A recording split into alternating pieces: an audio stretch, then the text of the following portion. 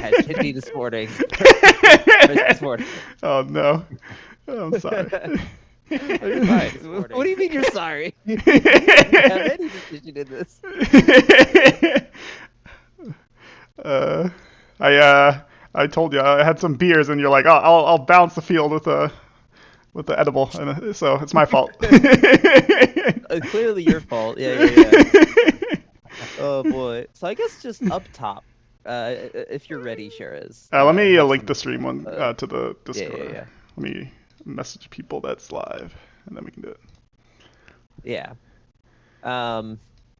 Oh boy. I guess not even going into the games then. Probably just talking about like the tournament, like the lead up as a whole, Mm-hmm. right? Yep. Like a fair place to start. Yeah. Because let's see here. Um, I actually don't know what your final pool looked like, Sharaz. Um, and like I guess I think I remember looking at it like when it was ongoing, but I'm not recalling now Mm-hmm. uh like how that all broke down. So I guess like how did you make it out of the final pool? Yeah, great question. So final pool is always, as everyone knows, and I was talking to actually yesterday, Aaron and Shoots about this also. Like the final pool is like by far the hardest thing to do. Like Mm, because you basically have 10 amazing players or not or 8 amazing players, 8 right? Oh, no, 9 amazing players, and only Nine. one of them nine makes it through. total. Yeah. And so especially it becomes at that point very luck. I mean, of course, it's probably like 25% or probably like 20 to 30% how you play, 25% matchup, 25% luck, and then 25% making sure you're not tilted. Slash, it starts on a Monday. How your work week is going, like Mm, because at this point it's been 6 weeks right of games, or I guess at that point, yeah, 5 weeks of games. So there's a lot of things happening. Um, I had a pretty solid group. I mean, everyone here. There's a lot of like newer names, I think, especially in both your groups, including yourself, Exile. Like, it's really cool to see how many players have started in the past, basically like half a year to a year, who are like already really good at the game. So like Magic Onions, Guy Teach, Dark Thramis, new Bazo's been there for a while. Brighter Later's another new one. Demi Ace, Guildmaster is didn't start recently, but in the past, definitely more recently than me or Vexer. Um, so a lot of really amazing players, and I think the other thing is just we have had since the last PHG tournament, like I guess 2 releases of factions, which are all relatively strong. So like IV, SC are 2 probably S tier factions, and then you also have Drake's Son, which is probably one of the better aggressive factions, as well as you have Guild Dwarves, which is also probably an S tier faction eventually. So Mm-hmm. just a Yeah, lot more that's definitely variance. fun. Yep. Compared to Also, previous. errata too, I will say. True, Like, true. there's effectively a new Fallen Kingdom Yeah. and updates to, I guess, not sure since the last PhD tournament, but effectively a new Vanguards, right?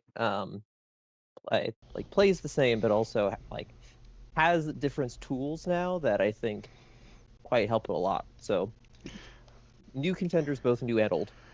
100%. So I think the faction variance, especially in the last pool, because if you looked at the previous pools, and I think this is what Vex was talking about a little bit earlier, is like it was basically like the same 4 factions picked. It was always Shadow Elves, Cloaks, Filth, Savannah Sand Elves, goblins. Sand Goblins. Yes, those like those would be like a rotation of those 5, or majority of the players were playing some, and then potentially one, or two, whatever their favorite faction was in intermix. But usually it was like some combination of those, and so you did see a lot of repeats. Um, so at least for I think your pool especially, you had some like solitaire is nuts. Like how do you make it 7-1 in the final pool with frogs, tree, gill dwarves, and fungal dwarves? I'd say only gill dwarves is one which comes to mind as like like I know that's a strong deck. The rest of them are seen as like they're strong, but have some bad matchups. Um, so it's Yeah, very now the cool. Chosen Grove, they're definitely not up to the level of be competing with all the S tiers. Like it's a struggle for that one. 100%. I think that they're just they not to get too sidetracked, but I think that a faction like Chosen Grove is really similar to, I think, Storm Goblins, where I think they are underrated because I feel like they have some very strong matchups. And then a lot of their losing ones are probably winnable, and then a smaller subsection of those losing ones might just be really bad. Like Mm. your idiosyncrasies of the faction are just too much to overcome a lot of like in specific cases, but I think that like by and large they can do really well. And if you dodge that like small handful of like this is just real bad. This is just a real bad time. You don't want to be this faction in this matchup, then I think they can perform really well. But again, it's dodging those bullets. Yeah, no, I think that's a great point, Exile. I think as the pool of decks gets bigger, sometimes weaker decks or weaker decks overall can do better. For example, Chosen Grove has a pretty good matchup into Filth and Shadow Elves, right? So it's like if you can dodge the bad matchups, Swamp Orcs or Savannah Elves, it Fallen actually Kingdom, Fallen Kingdoms, yeah, you can actually do pretty decent with them, just based off variance of matchups. Um, yeah. so how about you, Exile? What did you think about making it to the finals? I guess how was your journey? Well, I mean, I started the tourney off the back of last Faction Masters and really going hard on that one. And I was like, all right, we won Faction Masters. That was a lot of work. We're just gonna take it easy on this one. And like maybe if we get to final pools or something like that, we'll like, we'll try, try hard again. And we made it to final pools, and then I was like, well, shit, now we gotta do this. So final pool, definitely got lucky, in some important games.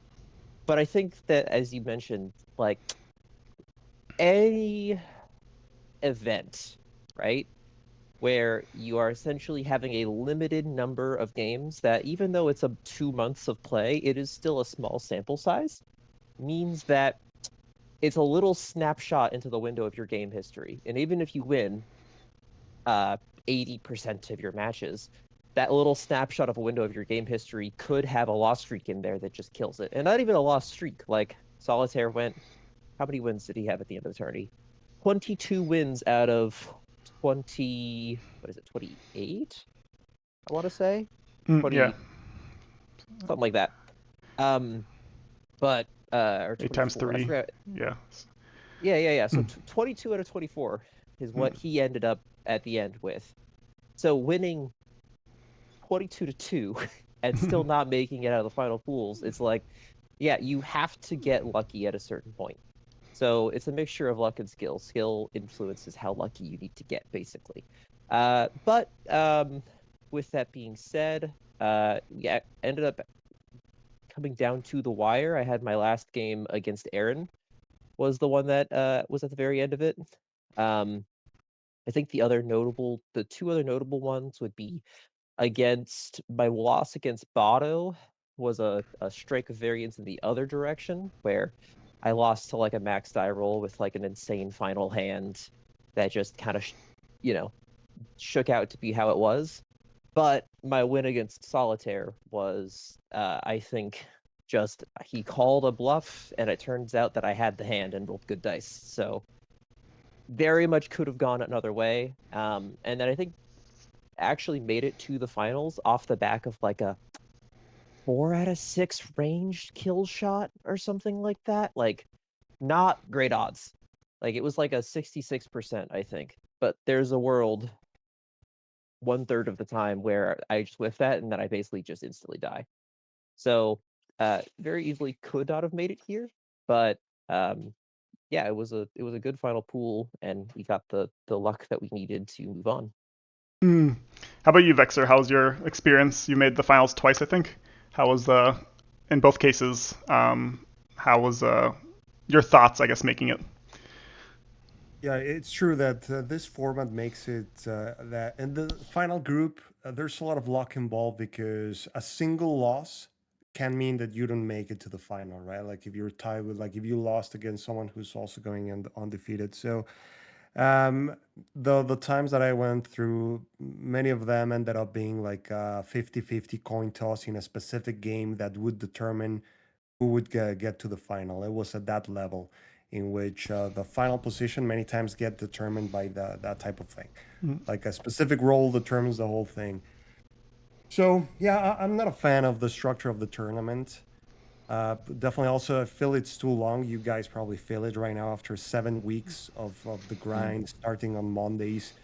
It just makes you feel fatigued by the end. So not a fan of the format. Like sometimes I would just skip these tournaments, honestly. Even when I was playing, I just didn't enjoy it enough to even feel that it was worthwhile. So I would just skip it. That's fair. It would. There's definitely some adjustments that I think that could be made that would make it feel a lot better. Whether that's short, like a combination of not starting on Mondays, shortening the run, the like run time, and like adjusting the tournament structure, to where maybe there's like a cut to top 8 or something instead of just all right, final pool go. Mm. Because then at the very least, at regardless of the structure, you're still gonna need to get lucky regardless of how well you play. But there's definitely things you can do to ease that a little bit.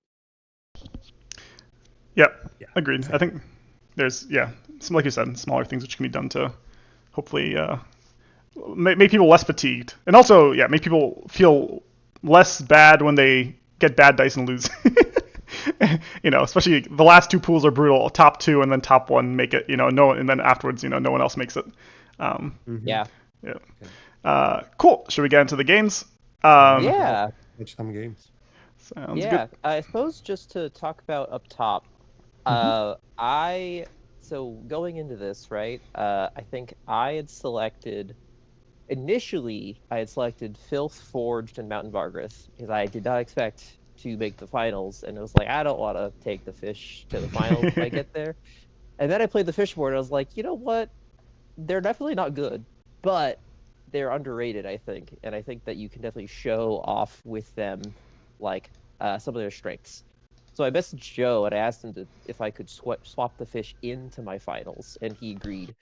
Um, but Sherez, you didn't actually also get your picks. I think there was an issue with like how the picks were ordered or something, and you had chosen uh cloaks over Isle Vecid, right?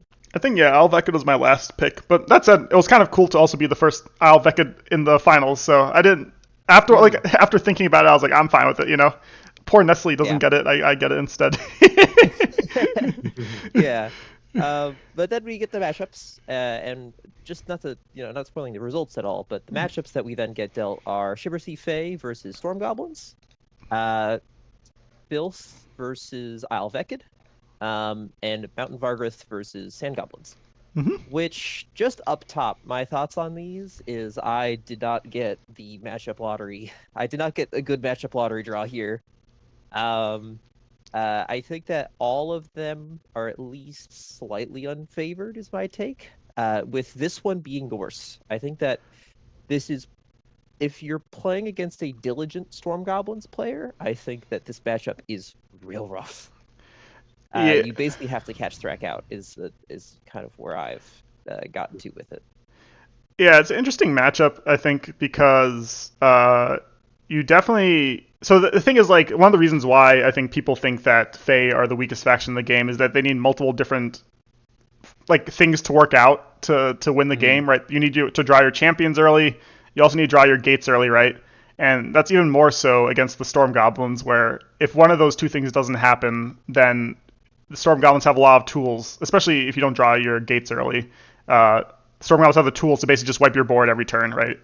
Outside yeah, the champions. And so it ends up like Storm Goblins are susceptible to being rushed at, and Fae can rush at, but they require very specific combinations of cards to have that. And if Storm Goblins get set up, then it gets of course tricky. Um, that said, Nymera does have some advantages where she's the only summoner which can heal herself, so it can be tricky, mattering yeah, uh, what's happening. In the sense of if Nymera's able to just get some nice gates out, start just killing my units and then healing every turn, then it can become very scary for the Storm Goblins, especially if they're able to get on your side of the board.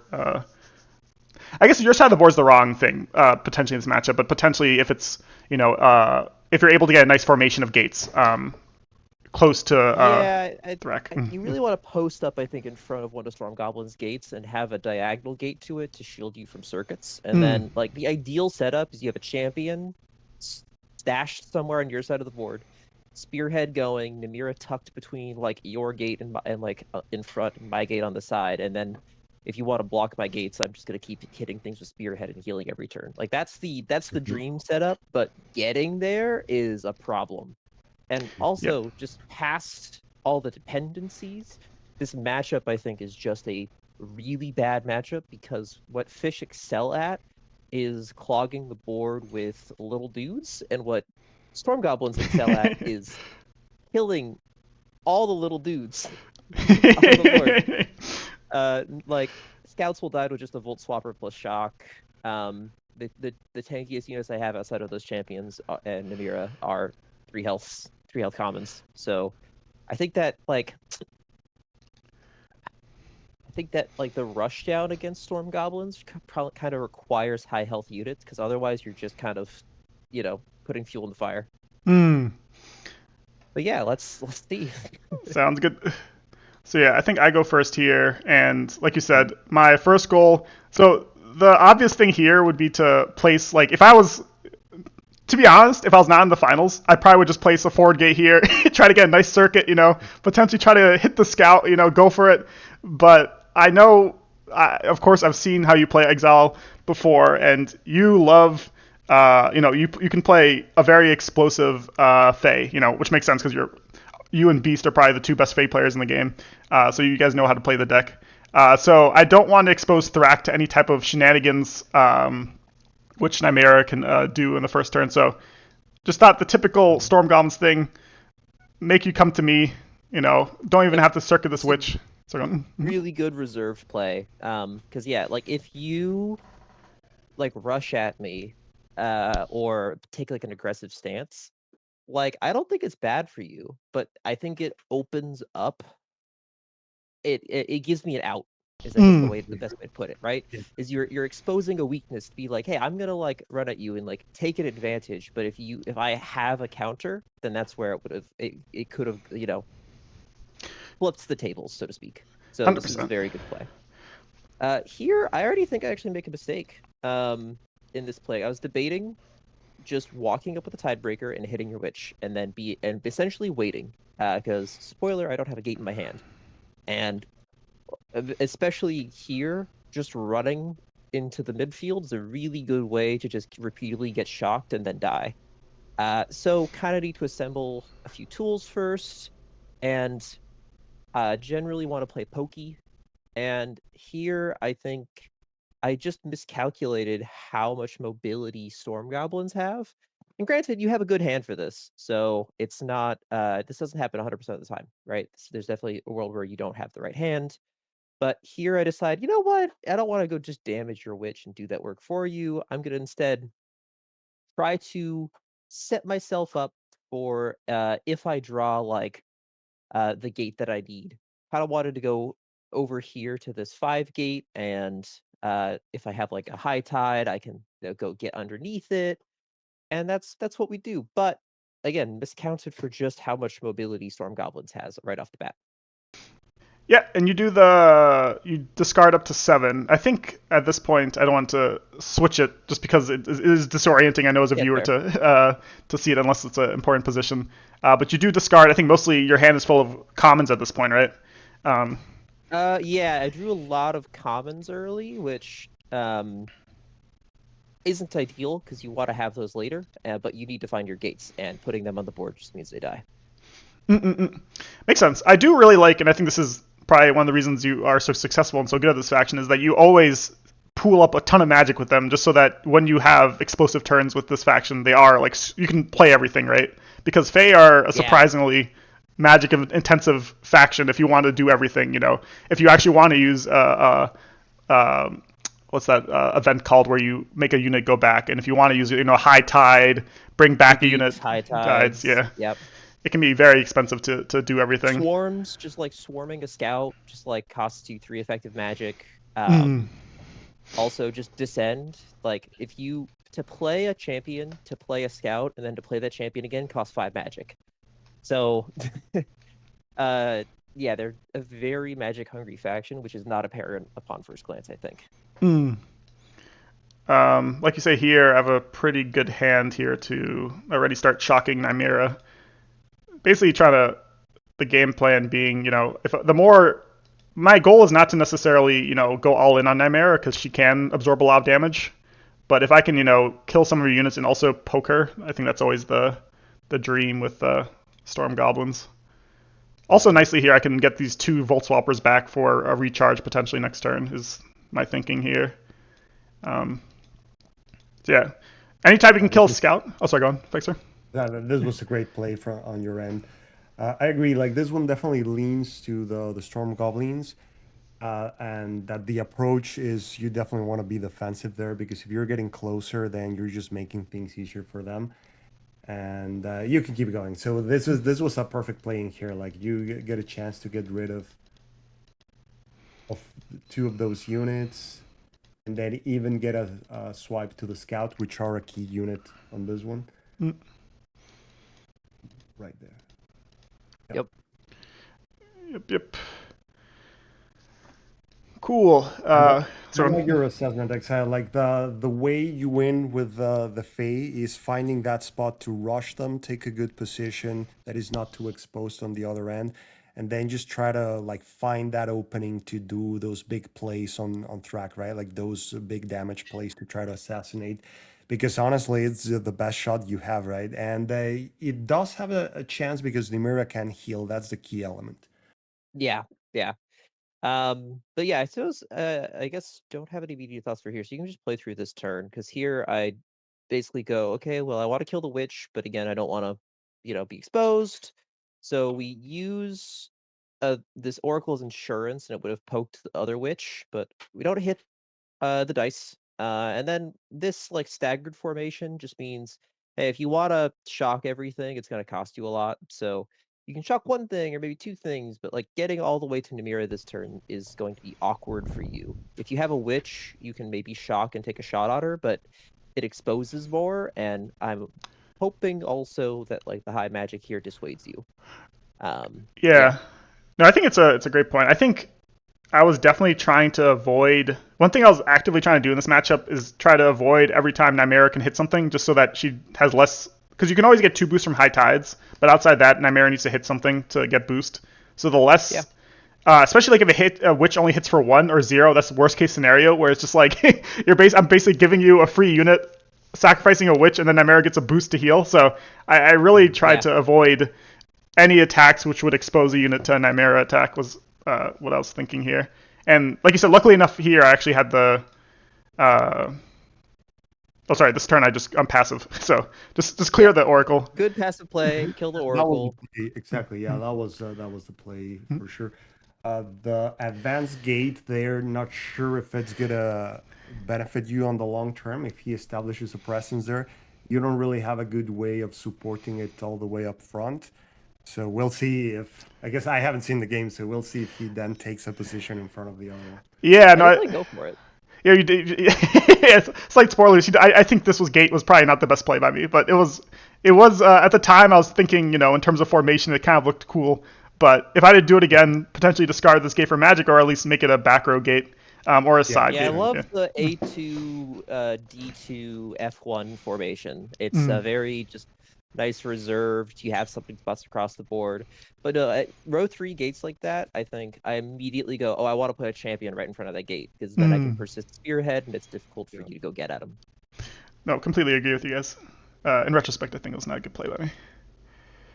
Yeah. Here also, I think this next play you can play through it. It's fine. I think this turn again, we're just like, all right, I'll take a 3 to 3 on the witch, or and we'll poke here. I think Namira either had to stay in the corner or just go behind the 10. Because I immediately realized that as I played the turn, I'm like, oh, if he recharges, it's an easy 2 Volt swapper, so I then just go poke Namira again. So I think again having 3 spaces of distance between Inara and Namira here was good, but at the same time, it's like if you ran up at it, I wanted to threaten like a high tide run up, get a boot, like get a heal, hit a thing, get a heal boost, that kind of thing. So, but also if you notice, no gets you discarded half the deck. Yeah, you didn't No get gets.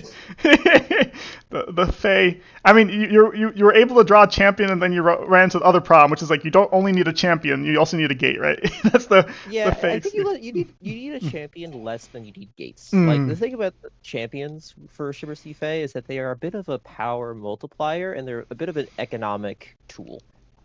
Because they're efficient units with descent. You don't want to throw them away, but like they allow you to use end game magic effectively, and they are efficient units while also powering up tidebreakers and spearheads and the like. mm-hmm, But like you don't need them, I think, for a lot of your plays, especially like your explosive ones. They're more of a good like solid tool. Uh, for like to enhance your game plan, but gates you really need because that's how you can play around with scouts and that's how you can actually approach your opponent. High tides can be an approximation because they can get your 10 gate forward, and they're good for those explosive plays, but having at least one is very strong. mm-mm-mm. Yeah. So this turn, like you said, I luckily had a nice hand for this. Also, the other important thing is that my Kite Rider's at 1, so it's always good to play recharge when you have a 1 health common, just so you can get it back. Uh, just Yeah, I think maybe Inara didn't need to go poke the Kite Rider, because it just gave you the recharge back, or it would have been nice to hit 1 out of 2 instead of 2 out of 2, 2. but Yep, yep. 100%. Yeah, it's hard. I think always it's always if I didn't have the recharge end, it's a good play, right? So it's hard, and then I would kill my own Kite Rider next. There's always it's always hard to know. yeah. Try to go for some poke, and then I mean the main thing here is killing the tiebreaker. Interesting thing here is it's a typical Kite Rider thing where I could attack Inara, but I don't think it's worth it at all. Just because if Kite Rider hurts himself, it's probably then it dies to if Kite Rider hurts itself, then it gets exposed to what's that? The 2/1 you can summon an attack during summoning phase. Mm. Uh, anyways, so wanted to keep it at 3. So Kite Rider Yep. stuff can't attack. Yeah, and then here I think I just go, all right, I want to go get a rid of this 5 gate. I think I might have drawn a gate at this point, but just didn't have like a high tide to actually get in the action, and I've already taken a lot of poke on Nimira, which means approaching's hard. You want to take that 4 damage on your approach, not before your approach. That's a great point. Yeah, yeah. Lack of gates here is definitely a struggle. And then I think also I whiffed the kill of this Kite Rider too, so he's just at 1 again. Yep, yep. So here, I do have Izik in hand, and I also have, I think, a good hand for. This is basically like I see these 2 Vault Swappers as magic because I'm not going to use this turn. So this is basically 2 magic. This is actually a decent spot to just have a tanky 3/6 for you to throw resources at. Was my kind of thinking. And if it lives, then of course it's great. But if it doesn't live, also it would be hard for you to reach it. Was my idea here, unless you had, that said, Fae do have, if you have a gate in hand, if you have, high tide, you can actually punish Izik there. But that also require a lot of resources, was my thinking. So I think I just summon Izik here and go for Enra here. And you do a good job of this Exile, where you just are like, kill this champion and I'm going to get it back next turn and I have 7 magic. I think my thinking here, though, is like, every time you summon her again, she costs 2 magic. So as long as Yeah, I can keep totally. my units safe, it's still worth killing. Like, I'm not going to emphasize killing champions, but if I can kill it, then you still have to spend 2 more magic or 3 magic potentially, because you have to summon an oracle. I mean, Yeah. yeah, to summon her back. And you don't really have a better target. That's the bottom. Exactly. Right? Like so, yeah. That was a good. That's what I would have done too. Kite Rider kills itself, but I Yeah, was going to kill it with the that's witch. perfect. It's so convenient. Exactly. If it didn't kill itself, I would have attacked with the witch, but it doesn't. Oh yeah, Yeah. that's And here I think Ezek's a pretty big threat actually, because like he can soak some damage, and then also it just means that you can get Thrak wherever you want to get Thrak to a certain degree. Like Thrak can be in front of my 10 gate this turn if he wants to be. And True. obviously not a good spot for it to be. But like I guess that's my point is that Ezek really means that gives Thrak a lot of mobility, both to get in and out. So he's a pretty big threat. So I think here I go, well, I want to get Lyra over there. I have a gate, and I don't really see a great approach because I've already taken damage that's going to be difficult. So I want to basically then just if I can. Oh, that's another part of this matchup I should say is that Storm Goblins have a surprisingly good ranged game with witches. Mm. There's very similar to like TO and Frost Shamans, where TO has a surprisingly good ranged game because of how efficient Frost Shamans are. So my thought is if I can kill all your witches and actually kind of force you to come to me to a certain degree. Mm. But I guess play the tape, see how it goes. Yeah, this was like a cool turn. It just cool but unfortunate. Lyra's gonna go over there and start getting towards that 5 gate, but then running count total, Ezek's taken 3 dice. Just remember that as we go. And we also failed to kill the witch too.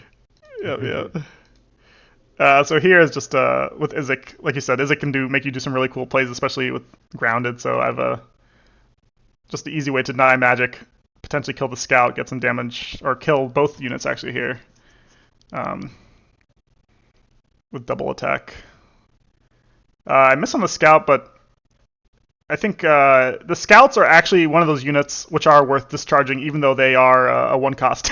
They just are so pivotal to this deck. It's worth. It's Yeah. true. And you don't really have much better discharge targets, right? Mm. So it's Would you you rather either have the magic discard for it or discharge, or would you rather have a scout dead because you get the magic back that you at least spend on it? So, and the answer is you'd rather have the scout dead than a magic. exactly. So Yeah, that it's exactly, pretty much, because that's what allows them to do big plays, some of the big yep. combos that could kill that champion. So you definitely use it there. It's worth it. Yeah, and then here I think I want to say I'm like, all right, I need Ezek to die. Because if he can live, then anything I do to Thrak can just run away.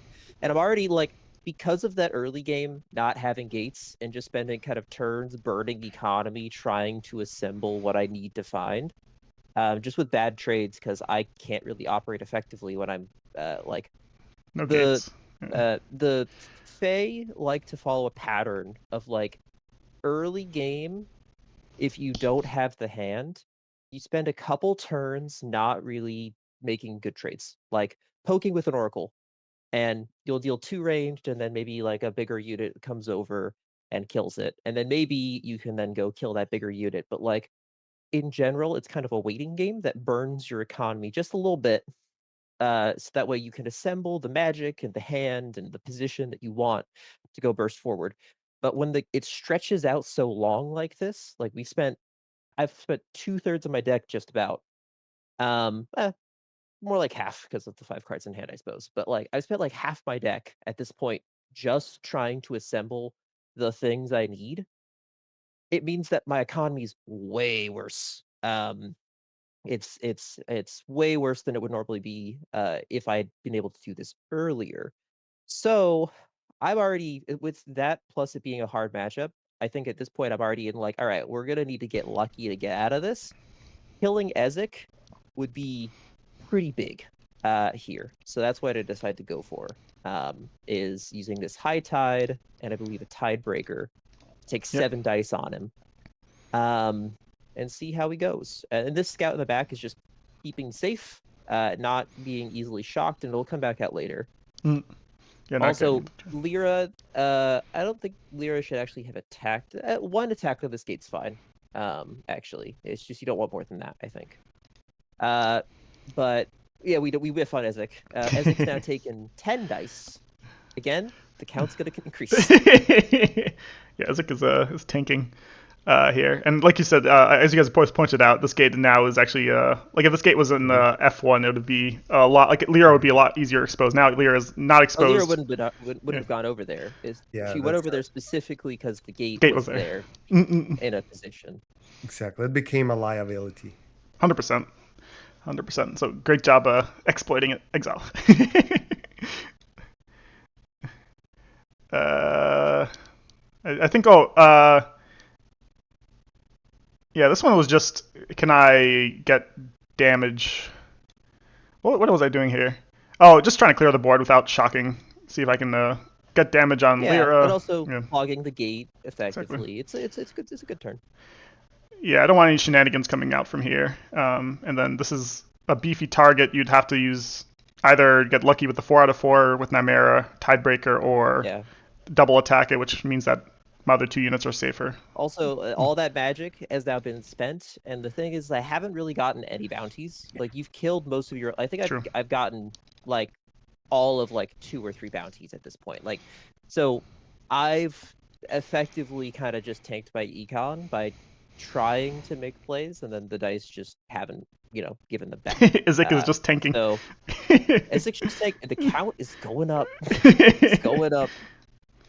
Uh so here I'm really out of like I don't have a good cards in my hand, so the best I can do at Ezek is 2 ranged, and now he's taking 12 dice, and he's still alive. I think that attack was probably a mistake because I want that gate at 3. But at the same time, I'm also like I just need magic.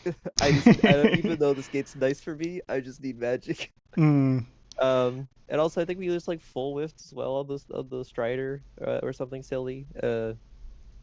There was one mistake I think I made the turn before this where I think I discarded a spearhead, mm, my first spearhead, which I shouldn't have done, I think. I think I had 2, and I think I should have just played one of them. But at the same time, I also need magic. So it's just a hard situation all the way around. yeah. I think, though, it probably was worth it to keep it because of the formation of my gates, but it wouldn't have made much of a difference, I don't think, Mm-mm-mm. in how the plays actually end up going. Yeah, here just use it. Is it safe? Is it can be my taxi in the back, and then Yep. just shock. Oh, and then this play is just deny magic, and then potentially it kills everything though. But still, the thing here is that Lyra Yeah. with needs another unit to. This requires 2 Yeah. attacks to clear, so I'm fine with Yeah, it, even though it takes. Yeah. that was a good move there. Like denying the magic at this point was a good approach. Yeah. That's why I think the But gate no, should have been at 3, is that, like, at 3, you don't want to spend 2 Storm Goblin attacks trying to kill that thing, but when it's at 1, you can just take a single melee and be fine. Mm, So it's why, like, it would have been nice to have that gate as a shield, but here we are. yep. Yep. Uh, And then I think at this point I'm kind of going for broke. And I was like, maybe I can kill the nope, can't kill the Kite Rider. So I guess I'll kill this Kite Rider instead. Um, and just yeah, continue this to is cool damage. be what's it called? Magic starved. Yeah, basically keeping Magic Starved and trying to get to Thrak, but Thrak still being at 11 is at this point is really rough too. If he was at like 8 or something, like there's plays I can make that it could be some outside chances here. But at 11, it's looking bleak. Mm. Yeah, here I put these 2 units just so that high tide doesn't become, because I think one of the big threats here is like a double high tide, which can get you back in the game, and it's also very hard Yeah, to it's good to just calculate. clog those spots. It's very good to just clog those spots and start chipping away at the gate. And then here, actually, I thought that there was a chance that it could come back because here it's gonna still require good luck, but I've got 2 magic. I have a scout in my hand. I can play scout, draw back an Aura. Mm, I can use spearhead and keep it persisted with 2 champions if I hit a 5 out of 4 melee 3 ranged, and then summon a Nara where that Strider is to hit Ezek with an ambush. mm, mm, And I think also I'm pretty sure I also get another attack on top of that because that's just the ambush hit. So it's even like a 1 out of 4 ranged to kill Ezek here, right? So then I get 2 magic. I have got Spearhead active. Nim's starting to heal. It's going to require you to kill 2 I think I go like hide Lyra here. It's going to require you to kill both of them to get rid of Spearhead. So I'm like, all right, there's a chance here that we can come back. mm. It's going to be hard, but it's possible. We finally found the like tools we need and have gotten the position we need to do stuff. Yeah, that's why Fae is such a cool deck, because like I see this on my end and I'm like, I'm completely safe. And like you said, Izakir is probably a mistake. It should be behind Thrak or something, or even still in the corner. But it's really Yeah. hard to see that. This is I'm trying to get Izak, active so that in case I need a potentially setting up, for example, a double attack. I could do a double attack on Nymera, right? Especially because I have Yeah, grounded in hand. Um, so it's very cool to see all the tricks you're trying to do. but here, yeah, I think I just go hide Lyra here to where she's going to be the hardest for you to go and kill. Mm, Could even go all the way in the corner, but I like this position because of course we whiff. So that whiff is so brutal because it means that I not only don't kill the Strider, but I also don't kill Ezek, and I also it's way easy for you to just go kill Lyra, and then I lose my last spearhead. So mm, it's like a swing of magic of like I would have gotten 2 bounty. I would have had 2 champions persisting spearhead, versus everything just dies for basically nothing, mm. which is a big risk, but it's definitely a risk that had to be taken, I think, in this position. 100%. No, I think it's a very cool play, and I think it's even favored that you get both the Strider Oh and yeah, is like it's a like a 80%, I want to say, mm-mm, uh, for both. if I'm not mistaken, Uh, to kill Strider, and then it's a 4 range to hit one. But if we count it, Ezek is didn't take dice, but he's still living. I guess the real question is, why did you have moved Isik to that side at that point?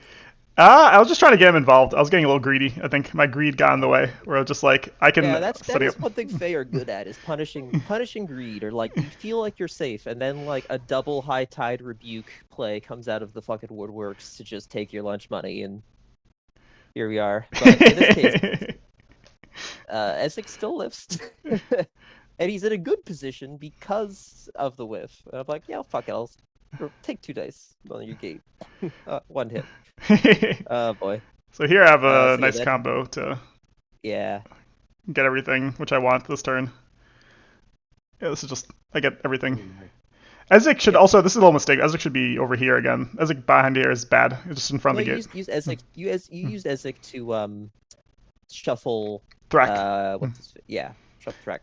So yeah, now we lose the scout. We lose Lyra. We lose Spearhead, and you ground it away, Yeah. and we are very sad. Oh, I mean, Ezek should be part of the chain. Ezek should die here. I think. Oh yeah, Yeah. yeah, yeah. Ezek. I see what you're saying. Yeah. Ezek should have been here and then part of the chain, and then yeah, would have died with the not give you a free magic because this is I forgot that this is basically a free magic for you as a as Faye, because it's easy for you to take spots. Yeah. Yeah, and you this But yeah, plays SP. the classic summon Anara because it's the only ranged unit I have without ambush. Is you know the game's not going well.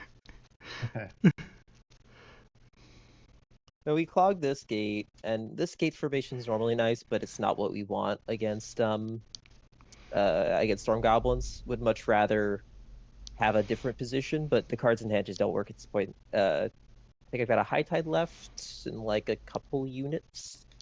Hmm. Maybe like a wait in or like a random card like that, but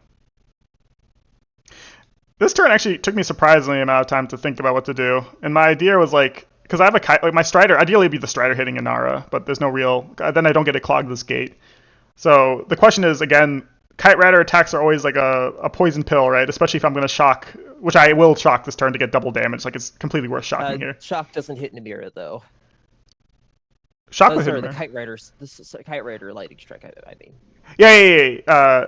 Kite Rider mistake would not, but get more damage on Nymera is basically like, do I yes. attack? Yeah, to bring her At this potentially to point, you could 4. just shock Namira over the course of a few turns, then she kind of just withers away, I think.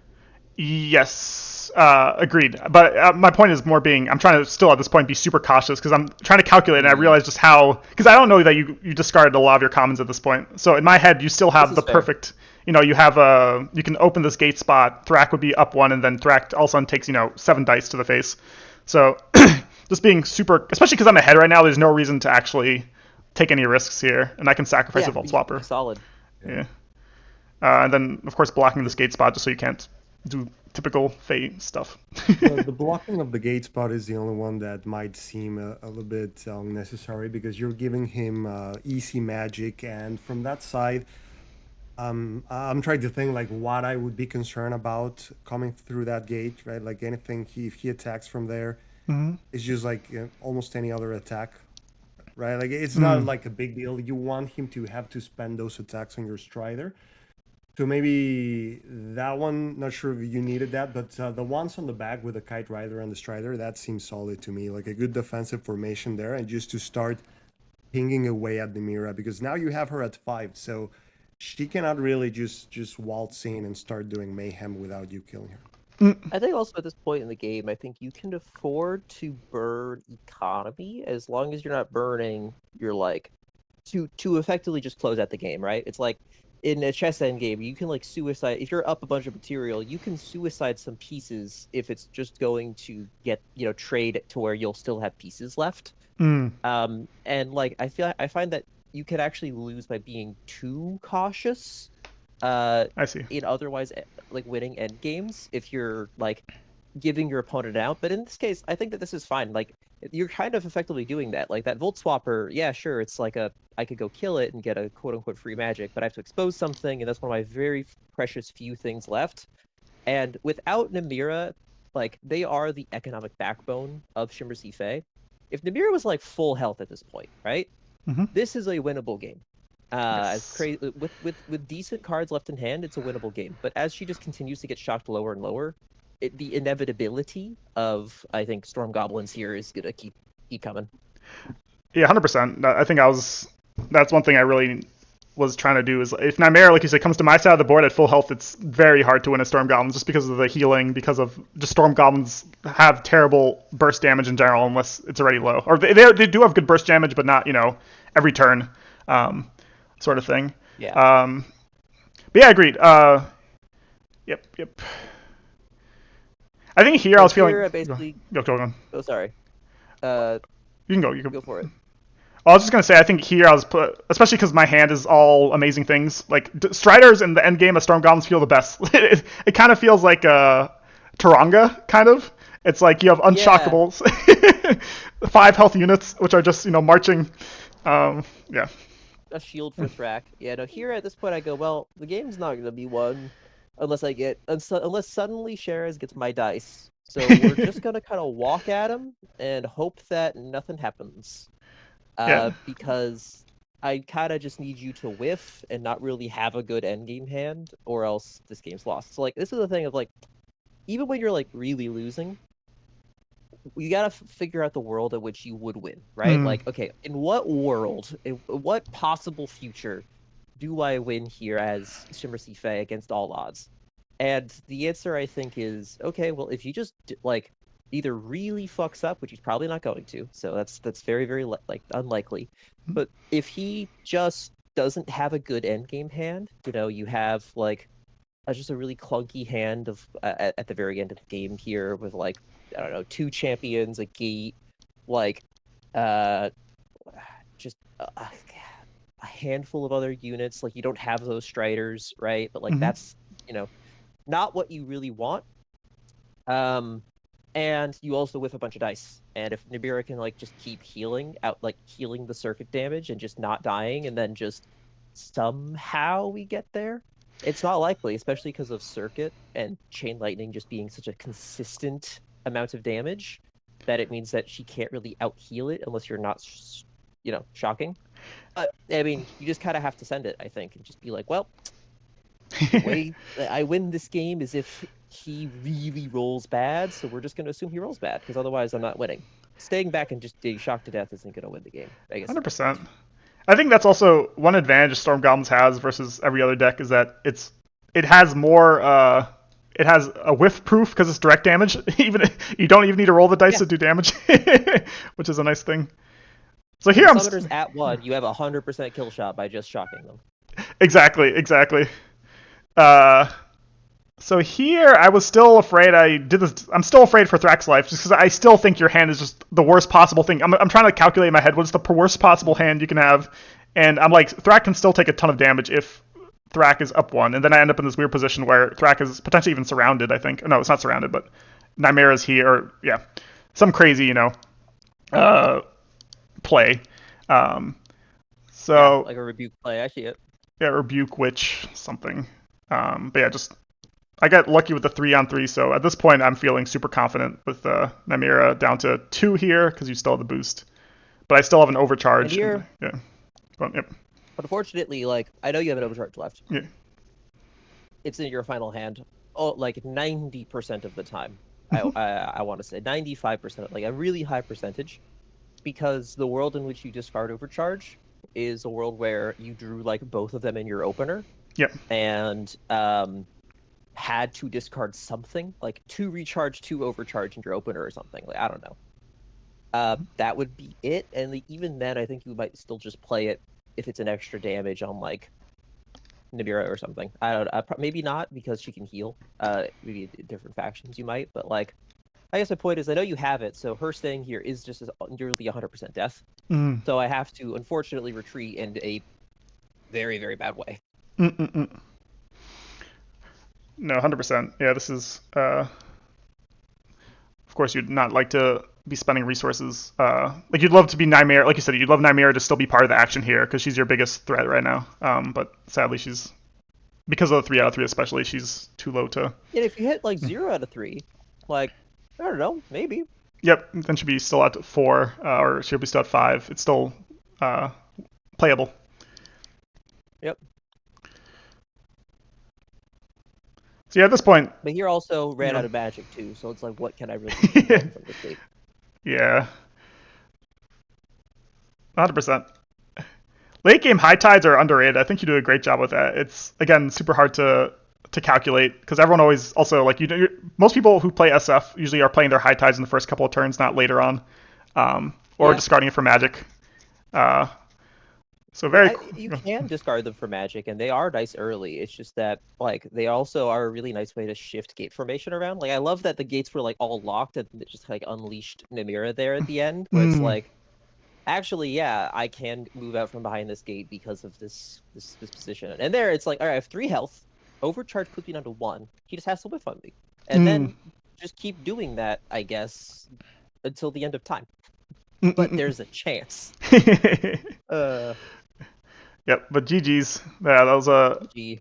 like you said. I think it's a harder matchup as well as the dice, especially on Isaac, did not go your way. So it was. I looked at it at the end. I think I hit 58%, but I was supposed to hit like mid low 70s or something there. I was like, supposed to be like 72%, and I hit 58. And more so, just that statistic never always tells the story because you could hit a very good 58%, or you could hit a very Mm, bad set like 80%. It's less likely, but like, there's a world in which you barely whiff every kill shot, but overkill and everything else, and you roll quote unquote good dice. But here it's like, yeah, no, the matchup was not going to be won with a tough draw order and really bad dice. I think that the things I would change if I could go back, just also having understood the matchup a bit more, because I honestly don't play against Storm Goblins all that often, especially not like patient Storm Goblins players, mm. right? Everybody loves to just run at you with them, and that can work, but I think that that's part of the reason why they've gotten a reputation as being very inconsistent, is that Yeah. running at people with Storm Goblins works well if it's a good matchup. Mm. Does not work well if it's a bad matchup. So, yeah, that I would think I would probably change some of those early turns, um, just being even more reserved and having an extra 3-ish health on Namira from those shocks at the very beginning.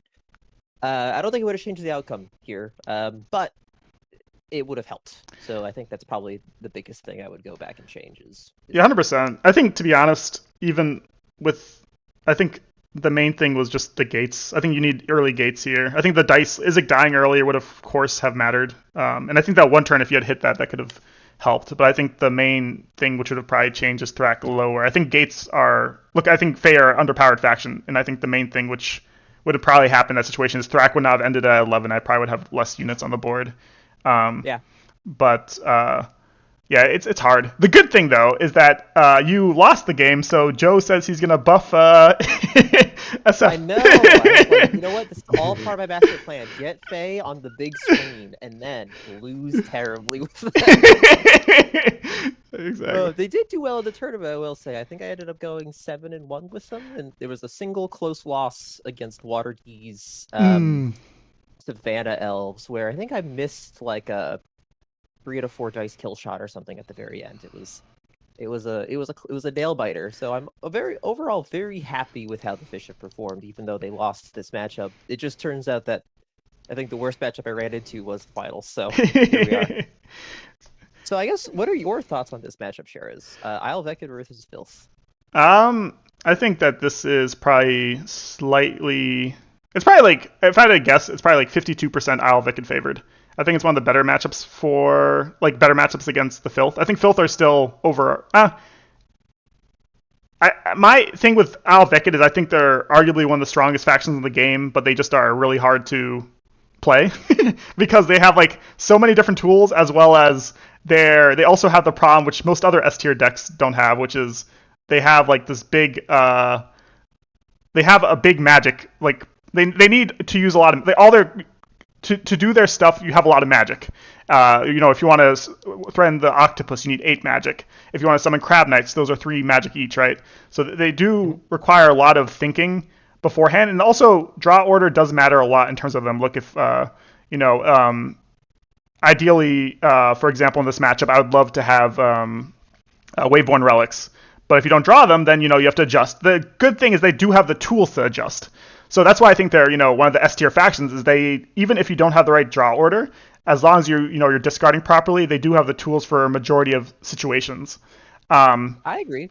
I think everything you said about that assessment, I fully agree with. I think they are a sleeper hit for sure. And that here, the focus fire that they can put out while also being very safe is a very nice combination against mutants and abomination.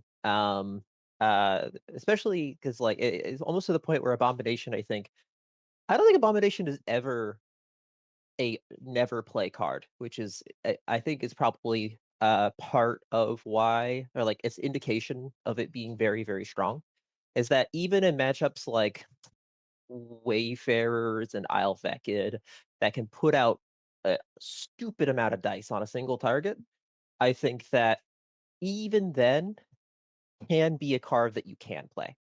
Uh, just because, like, at the very least, going into an endgame at high magic and you just play it, and after the burst has been spent, then it can just clean up.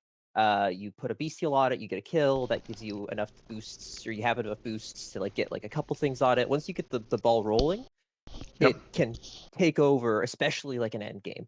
So, but I guess my point here is that this is a bad matchup for Filth, at least slightly, because you can just dish out damage on a mutant to overkill it and make sure that it is dead, while also doing that from peak range. So yeah, I would agree with the assessment. Yep. Let's play. Or Vexer, do you have any thoughts? You can start it. Yeah, so I agree that Filth, it never really feels like it's the underdog heavily, but this is one of the factions which can take them out because the key aspect with them is be able to finish off those mutants. That's the key. So being able to concentrate 2 or 3 attacks on the same target, which is the specialty of the Beckett, is a key element for this matchup. 100%. I think the. Also, Oh, sorry, go on. Excel. oh, by all means, you first. Oh no, I was gonna talk about the game. So you go first. You go first. Oh, I was gonna say, if you actually pop over, if you could go back to the start of this turn, start of turn 2, and briefly look at my hand.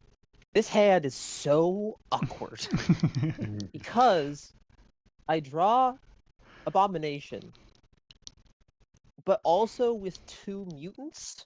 So if I want, like, Turbo Abomination, I look like thinking about it more, is probably not the play in this matchup.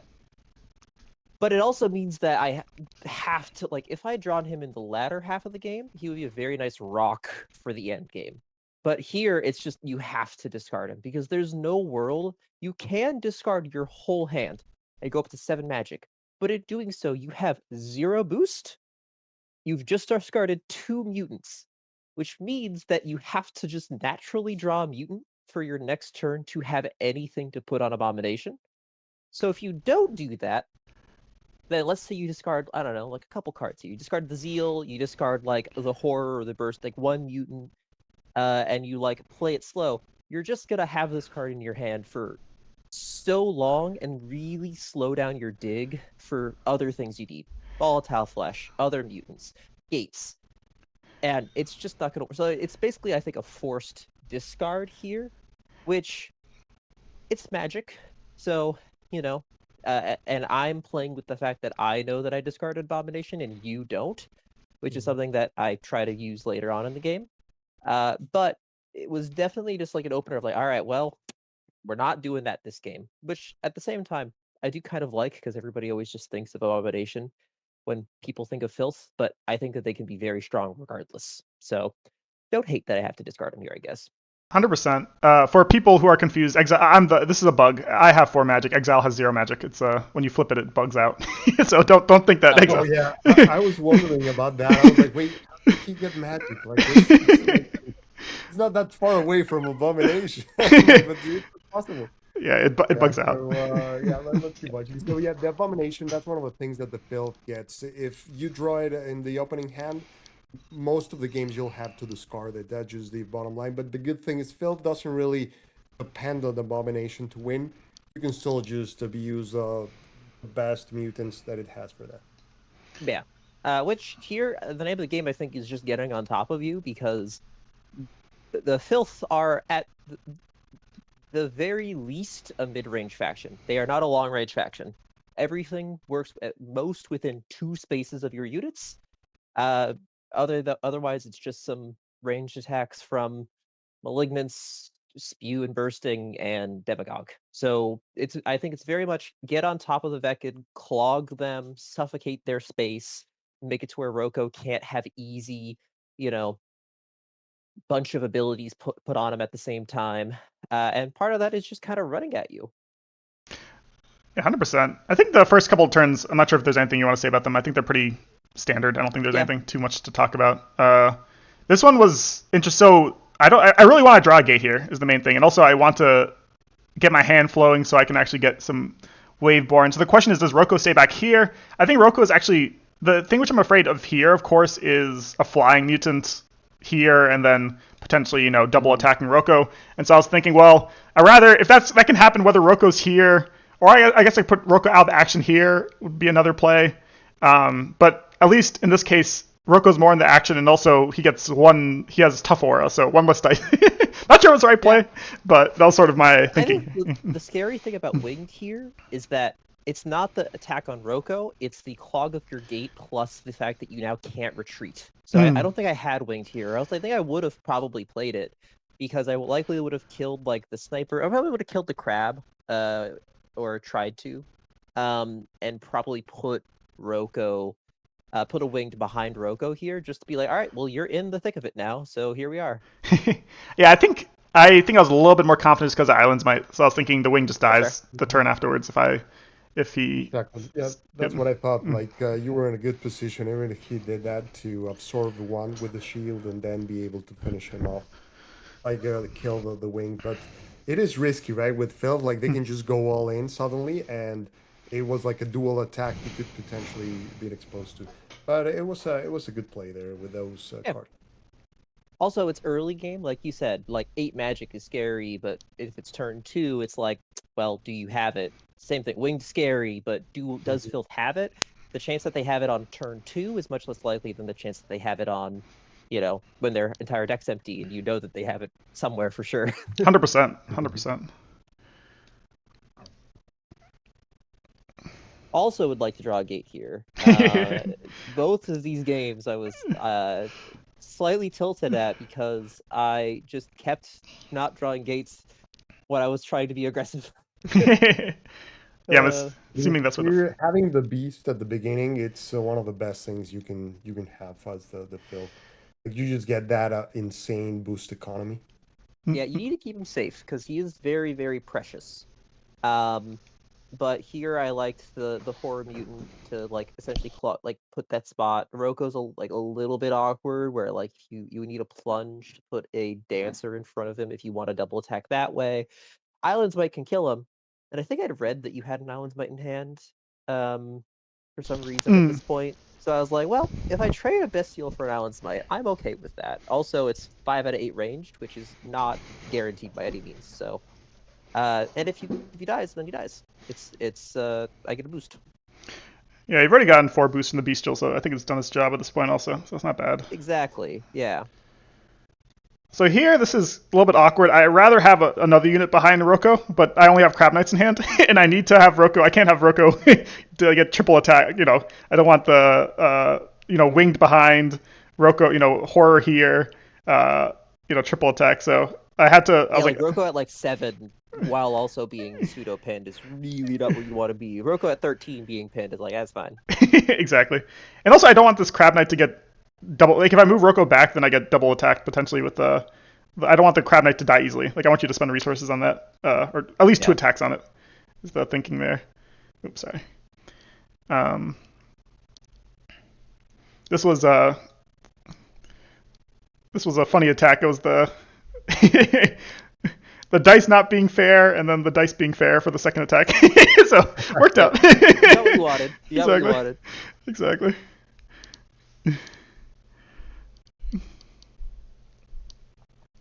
All right. And then here I still don't have a gate, but I'm still just going. This is actually a very interesting attack order. I decide here. I have a spew in hand. I Mm, decide here I would rather kill the sniper because killing the crab, although it's tough, and it'd be very nice to just kill a crab, it opens up that gate spot. I would much rather there be a 1 HP crab there than there being something fresh, mm, was my thought. Like you putting a dancer or something. Like I'd much rather, essentially keep your gate spot clogged with a low HP unit. So I decide here to actually attack with the tentacle on the 1 HP sniper. It doesn't show, but the Horde mutant attack can roll 2 out of 3 swords. mm, mm, mm. Oh, Yeah. interesting. Yeah, it's controversial attack there, as the Yeah, knights tend to be a nuisance. Mm, mm, yep. mm. Like you already spent the Specifically, I had shield. spew. Sorry. Repeat what you said. Yeah, go ahead. Oh, I was just said specifically I had spew mutant here, which is the reason why I was like 1 Oh, HP yeah. crab, it's fine. Okay, got it. Yeah, so then it doesn't really matter. Yeah. Mm, mm. If anything, then you don't need to go for the 2. Or you already attacked, so it's yeah. Anyways, makes sense. Makes sense. Smart play. So here I'm gonna snipe out this Furtid if I can, and then just get this Crab Knight's Yeah, dead. going to the cultist. Yep, yep. Snipe the Yep. cultist. Yeah, that's always risky. Like if you get the 1-2, but if you get it, it really hurts if you take away those cultists because before they become mutants. Especially Yeah. now that you know he has the beast that Mm. he can keep recurring, they become even more important. Getting rid of those. Yeah. At the same time, I think I'm okay with the trade. Like, it's the reason why I put him down there is I just wanted to get the hand moving, and I don't want to discard Fetids. So Mm. I'm okay with the trade of this fighter dying for a 0 cost, while also I get 2 boosts from it. Like, or at least at the very least, always get a boost from Fetid dying, but get an additional boost from it being like Demagogue's aura. So here actually there's a funny sequence that happens where Uh, uh, I so Jerez sat on this spite skin for ages and didn't play it. And I I was was thinking about this checking hard. in on the game and being like, oh, he's still in Magic Phase. And he's just not having discarded yet. I'm like, he must have just like taken a break and before like ending his turn or maybe forgotten about it, right? So I'd formed an entire plan in my head of what I was going to do. And when I logged back into the game again, I just skipped because the port position didn't change. Like he's discarded his stuff, and I didn't see that he had played Spite Skin. So I'd formed my whole plan based on him being in the Magic Phase and being like, all right, he's done playing cards, perfect. And then I just didn't see that this guy was at 2 health. Yeah, this is one of those plays I thought about. I think I slept on this play or something like that because I was afraid again that you had spewing, and I was like, well, if you have spewing, then this Crab Knight's just dead. Free magic. Is it worth a magic on my end to keep spewing from killing this Crab Knight? And at the end of the day, I think I came to the conclusion, yes. I forget why. Well, because even if you're spewing, then it's the thing with Crab Knights is even if you're spewing it for 1, then it still has 2 life technically because of tough. I think that's what was my thinking there. And so the question is it worth a magic or not? I'm still not sure if it's worth a magic or not, but at the time, it made It's sense. good. I like it. I like it, especially because it fucks up my play because I had planned this whole play around this Crab Knight being at 1. And then I think only once I had gotten that's right, I couldn't go back because I had summoned a spew off a malignant cultist. Oh, That makes was the sense. mistake. Mm. So I couldn't go back because I'd summoned the spew and then went, oh, this is at fucking 2. What? Hmm. Um, so my tentacle here takes the damage. I don't get like a little bit of poke on this other Crab Knight, and I pivoted slightly. I had a slightly different play. Also, this Anointed is out of position. I wanted to go threaten taking this gate spot, but uh, a Dancer would kind of let you kill it for free. Mm. Granted, at the same time, it's overexposure. It's like, hey, you want to kill this tentacle? You want to kill this spew? You want to kill this Anointed? You have to kill something, and you can't kill everything. Mm. So Lots of different um, threats. overall, I'm okay with the play, but it was definitely a thing. I was like, I was gonna take 2 attacks on this Crab Knight and probably put him low, but instead I only took 1 attack on this Crab Knight, and now I'm sad. Um, so it's fine. But yeah, that Anointed should be just adjacent to the gate, I believe. Yep. Yeah.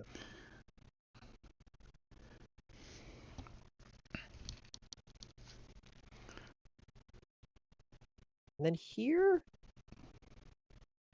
I finally. It's actually a very interesting turn because I finally draw my gate. It was the like 12th card left in my deck. And I'm feeling like I'm losing economy to a certain degree because I have a lot of boosts, but I don't have Abomination, and I'm running out of cultists to a certain degree. I still have a fair bit left, but I was looking at like some very risky plays with Demagogue, and some like riskier plays, but ultimately I decided that the best spot, I think specifically I was thinking like slamming a gate like in front of your 10 or so. I forget what it was. It was something risky with Demagogue. Maybe like Demagogue in front of your 10, gate off to the right side, like diagonal to the right Mm. of the gate. Or something like that. I forgot what it was. It had It'll be high stuff for you. upside, whatever I was looking at, but it had very bad, like, one, risky positioning because you have Island Smite left and the Waveborns are coming and all of those kinds of things. But I ultimately decided, you know what? The way I'm going to get back into this game, because I think I'm slightly behind here, just based on economy and some positioning, is just with a very solid gate spot that has some units on it that's forward. And if he starts whiffing on my mutants, that was the key. I was like, Mm. Filth can. I've got the excess boosts. I've got the excess magic. Because I still had some cards left to discard that I was okay with discarding. And I'm like, I've got to get a bunch of bounty. So you're just going to go for a solid play and expect that at some point you will start whiffing. Was the plan here. Yeah, no, I think the turn before I was feeling very confident. I think at the start of this turn, because you only had the spew mutant left. You did have 4 magic. You did have 12 boost, I guess, which was of course, always scary. And you had still both volatiles, I think. Uh, Mhm. so I have to be careful of those. But yeah, so this is the play which I'm not sure if I regret it. So is this the play which you go up to 7? Yeah, you do go up to 7 this Yes, turn. I go up to 7 magic because I also want to. I think if you back up, that's the thing I'm scared of. Is you just like hitting everything and walking away, Mm. and I feel like I can just then run out of steam before you do. So my thought was, well, he doesn't know I discard Abomination. 7 magic is One card left. especially spend 1 card left. That card is a useless Shield of the Hopeful, and I kept it in hand so that way I would bluff the Abomination. But my thought was, well, Abomination is very much a reason to not just play passive. It's Mm. very much asking, hey, built set 7 magic.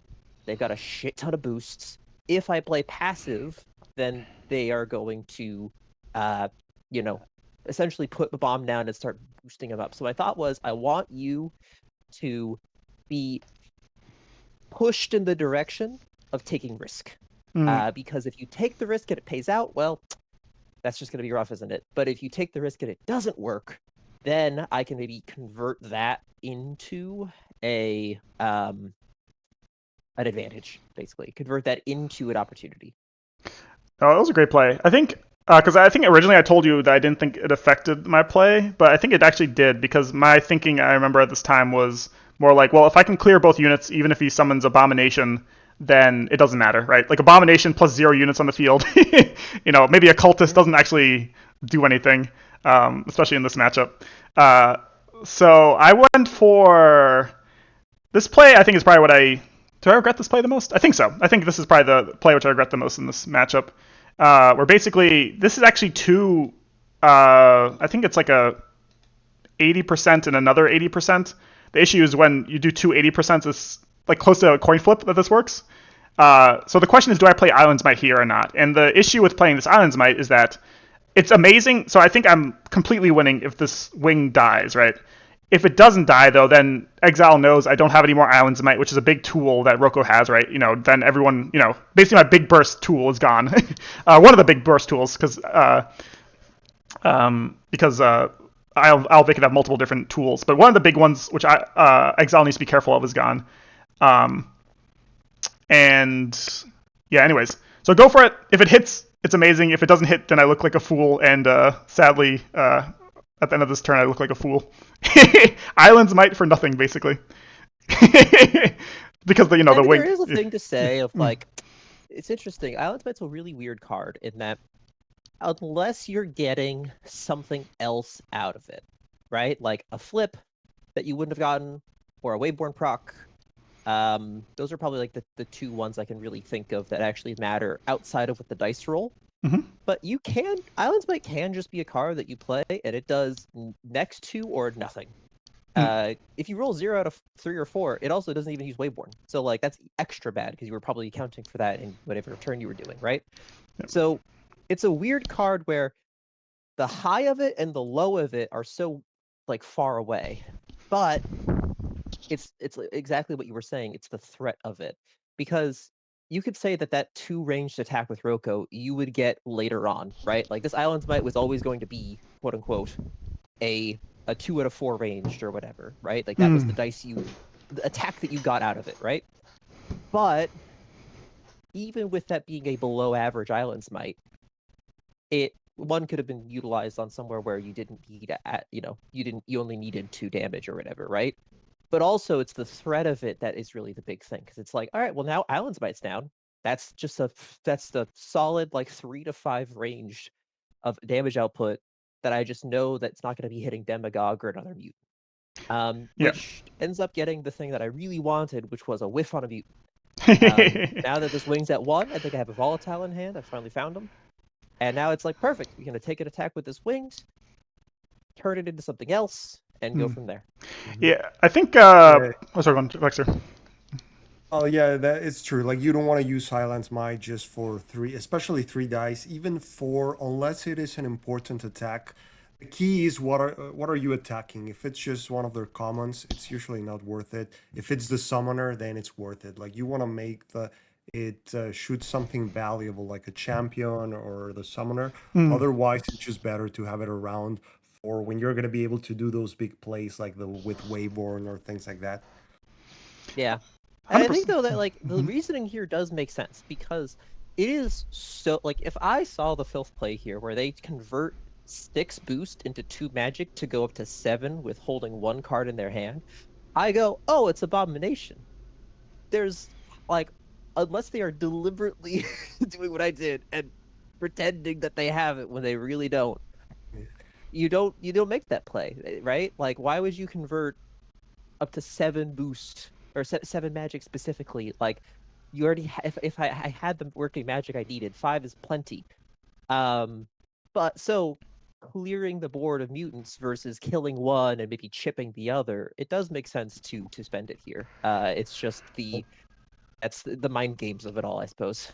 Yeah. Well, with the Abomination, I would have actually thought that you had it, and I would have wanted to keep the Island Mind for the Abomination. I see. Specifically, like when I saw this board, I thought you were gonna play the Saka to hit the winged on one side, and then the Dancer hitting the spew and going to the side, and then Rocco hitting the spew and then hiding, because now he has to kind of get into an uncomfortable position moving forward to you.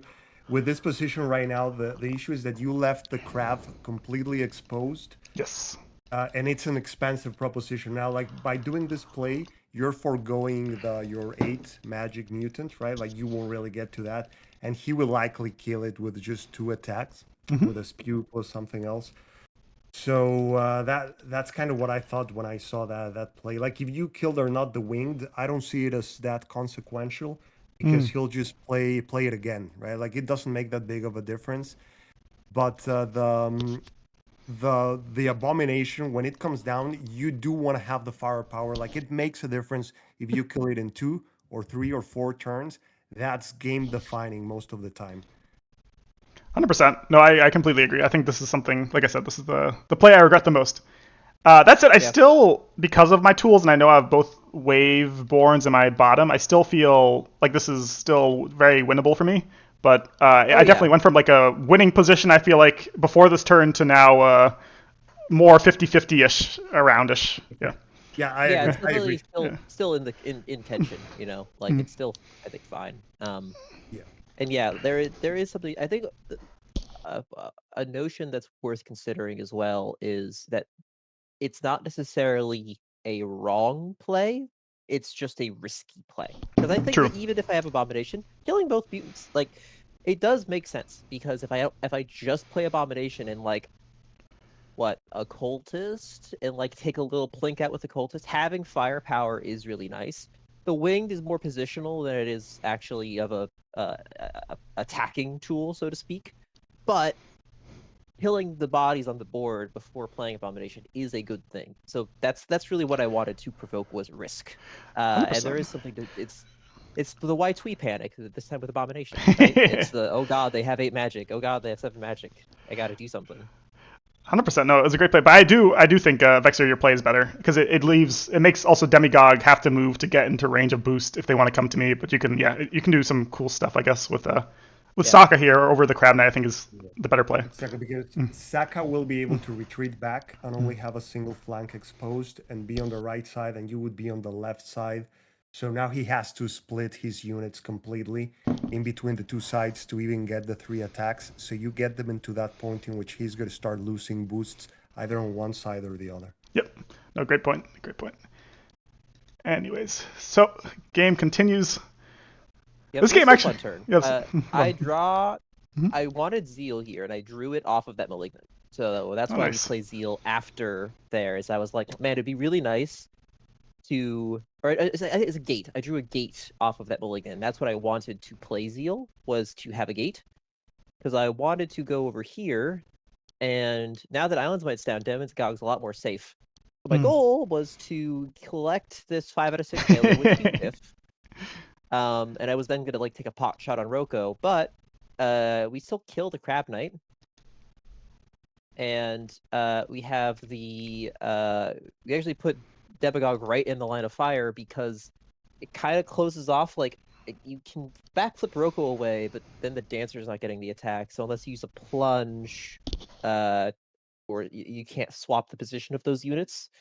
So and also if you take like 2 or 3 attacks on Demagog here, the whole point was that okay, cool, you can do that, and now all of my mutants are here. Overexposure. Mm. And also, I really want to keep this Bestial safe because I'm going to be relying on him for boosts. Mm-mm-mm. Cool. Yeah, here I just want to kill things. Is the idea. Yeah. Oh. And unfortunately, I think that first whiff is what hurt. Oh, The second, this whiff is, I think, what just really flips the tables. 'Cause Spew. 0 out of 5 with a waveborn on both units is so rough. Yep. It was Uh, unfortunate. and then the sniper hits, but like, Yeah, it doesn't. This was a cool play by you. I think I didn't expect the double attack on the dancer with. I really like this use of tentacle to kill this oh because yeah, this was fun. killing waveborn is like one of the priorities as filth in this matchup. Definitely. Yeah, and it presents just like this even, like, all right, here's all my units. You can attack them from one angle, maybe twice with a dancer. Hmm. Um, and then yeah, I think this turn you whiff again. I whiff a lot in this Uh, game. At this point, I mean, this game is also at the yeah, point. it You're going. It was the 3 whiffs in a row, I think, is just so brutal.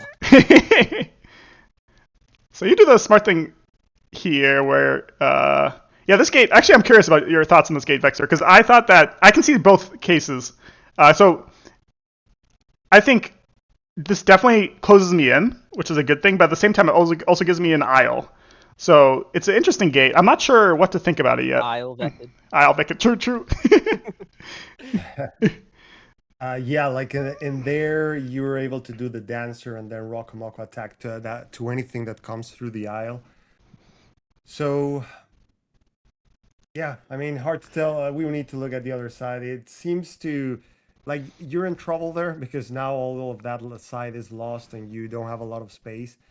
But it is not that bad for you. Well, kind of, because even if you attack with a dancer, I can't double attack, I yeah. see your point. Like, yeah, it gives you a little bit of room to breathe because if he summons something there or puts something there, you can just kill it and then be left with Rocco. He can move forward and then you can just repeat the same thing a couple times if you have Just even keep enough dancing. fights for the Yeah. sniper. Yeah.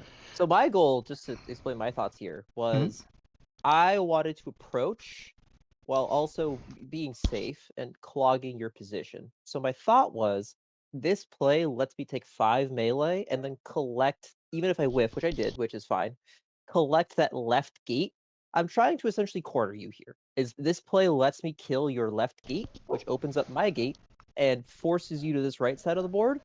And uh, I feel like I've got a bit of an econ advantage here that I can kind of, again, throw away some econ, but I start working on your gates. Mm. Not that 5 gate, because that's providing some pretty valuable cover. But start working on your 10, and my plan is to essentially take the left gate, take the 10 gate, and then take the 5 gate, and it just kind of remove all of your things. And if at some point you expose stuff, well, then fighting your units. But Mm. that was at least the goal here, which was to start kind of sweeping from left to right from your perspective. Makes sense. No, I think there's pros and cons definitely, and I think you did a. I didn't really think about before like you attacking my gates was like the I think the thing which made this position even better. Um,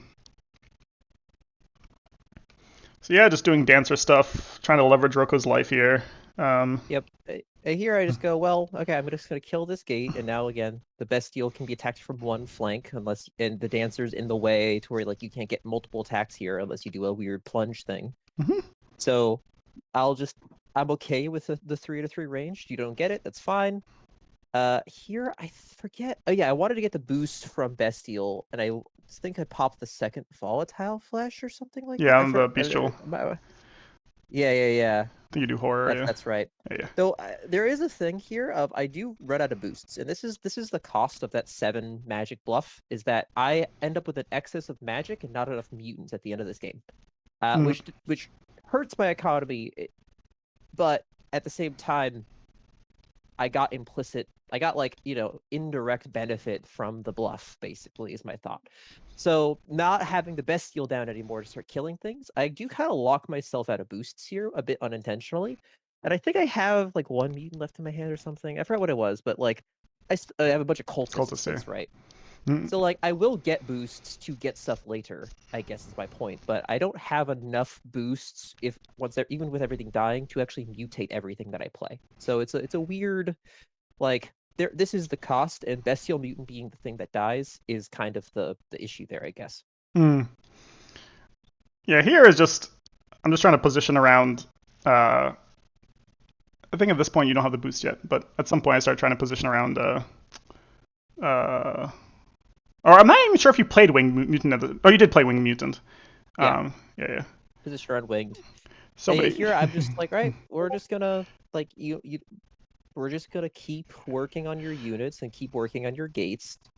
mm, Um, I think you kill this one. No, no, just a damn, bunch of one he's just costs. gonna kill you with 6 4 to 5s, and then the sniper keeps hitting. It's a very funny thing. Yeah. Um, but and I think here was it here that I decided to go kill this 5 gate.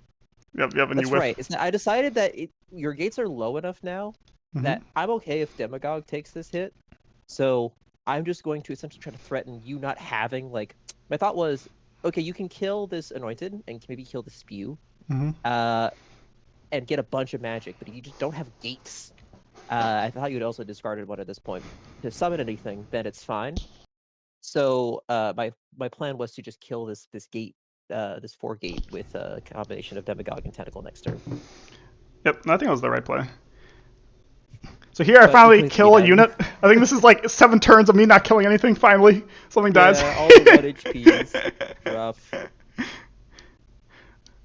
But this ending is kind of funny. I think it's a good lesson because I think we both have the similar thing where it's like when you have one card in hand, especially like at this level, like you always assume it's the worst possible thing, and so towards the end of this, you're just. I remember we were in call together, and you're just so worried about it being plunged the entire time, and really just like open up avenues for me, which I normally wouldn't have if you knew that it was not my last card's Watu, which of course I'm never going to summon this game. Yeah. But yeah, it's a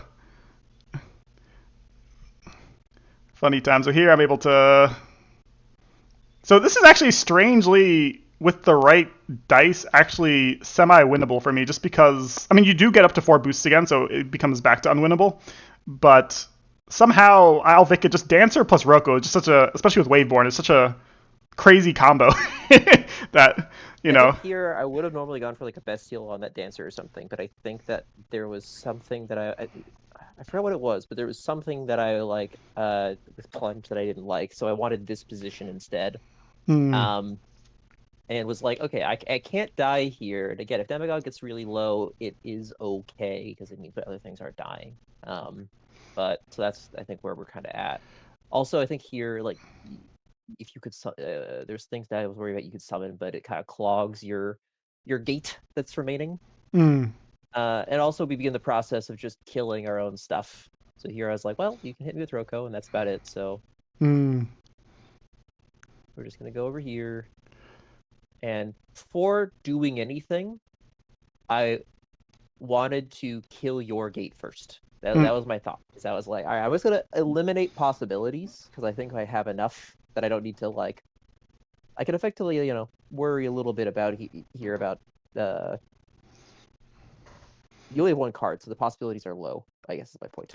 Yeah, but it just shows you how crazy plunges, like with Dancer, Roko. Like there's still like Demigod is still potentially, if I get perfect dice with the right hand, I can still get a. Yeah, You still have a lot to that's where I calculate was about. like, all right, well, I just need to make sure that he can't plunge a dancer onto me so that we can get perfect dice, because otherwise I'm feeling good.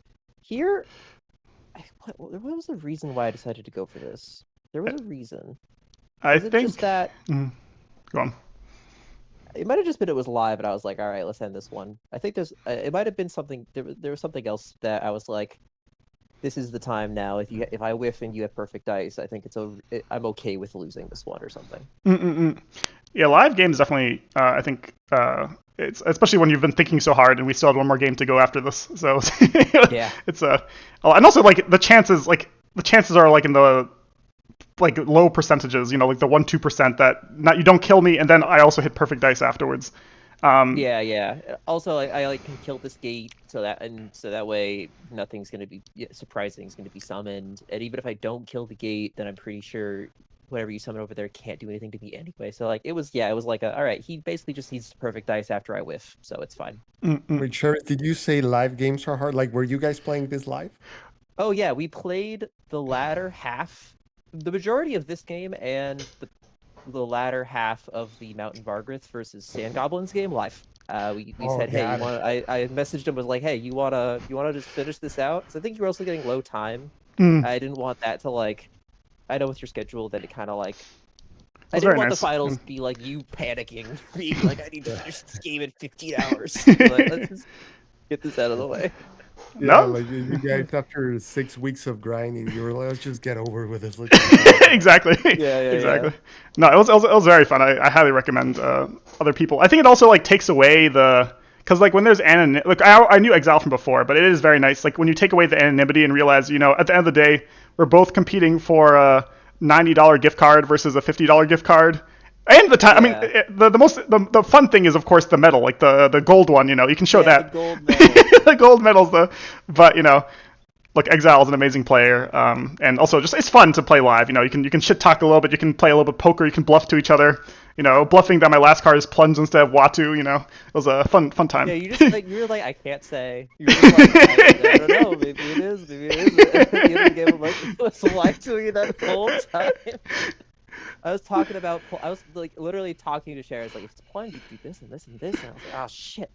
I think also that was it. I was like, I can't move things into position to like take profitable attacks this turn or something if it is plunge. And I was like, all right, we're just gonna send it. We're just gonna end it. I think the other It awkward was thing just for meant to you be. is Demigog is also like because you're only at 2 boosts, you can't actually summon a mutant back, and so you have to be this weird position where plunge doesn't hit Demigog at the same time. You know, I'm not killing because I can one shot every one of your units right now, but you want Yeah, Demigog to still be in yeah. range, so it's like a weird, yeah, it gets confusing. Um, Yeah. Also, And if you can kill like two of my mutants and I only have one left, then this end game suddenly gets a lot worse. You know what I mean? Like, yeah, I think that was also a threat. Was I was like, oh, if you can kill all of those mutants and I only have one mutant left, it's like I can summon with how the boost shakes out. I can summon one thing, and it's just Demagogue with a one mutant versus Roko and a Waveborn Dancer at the same health, and at that point, it's just like, you know, yeah. a coin toss or close to it. So I was like, all in right, let's take the in shot. the end, it was pretty close. In the end, like those massive whiffs that you get on those rolls, they Mhm. did make a big difference because at the end, like the resource war was pretty close. So, Yeah. guys, I won't be able to stay for the third game. Congratulations to both for getting to that Oh, all point. It's good. pretty Thanks hard. for joining us. And can you share the last link, Yeah, of Chase, course. with me just to check out? Because if I go and grab it from the site, it spoils the result immediately. So I don't know what happened. I want to enjoy it later. Yeah, I'll send it to you right now. Excellent. No worries. It's a fun one. It's Wonderful. a fun Yeah. one. Lots of cool plays. This was the closest game, I think. Yep. Well, All that right. one was the Filth versus Alveka was very close, but this one was in tension for the longest, I would say. Yep. I think it was a See good. you guys. See you, Vexer. Thank you for coming. See ya. Thank you.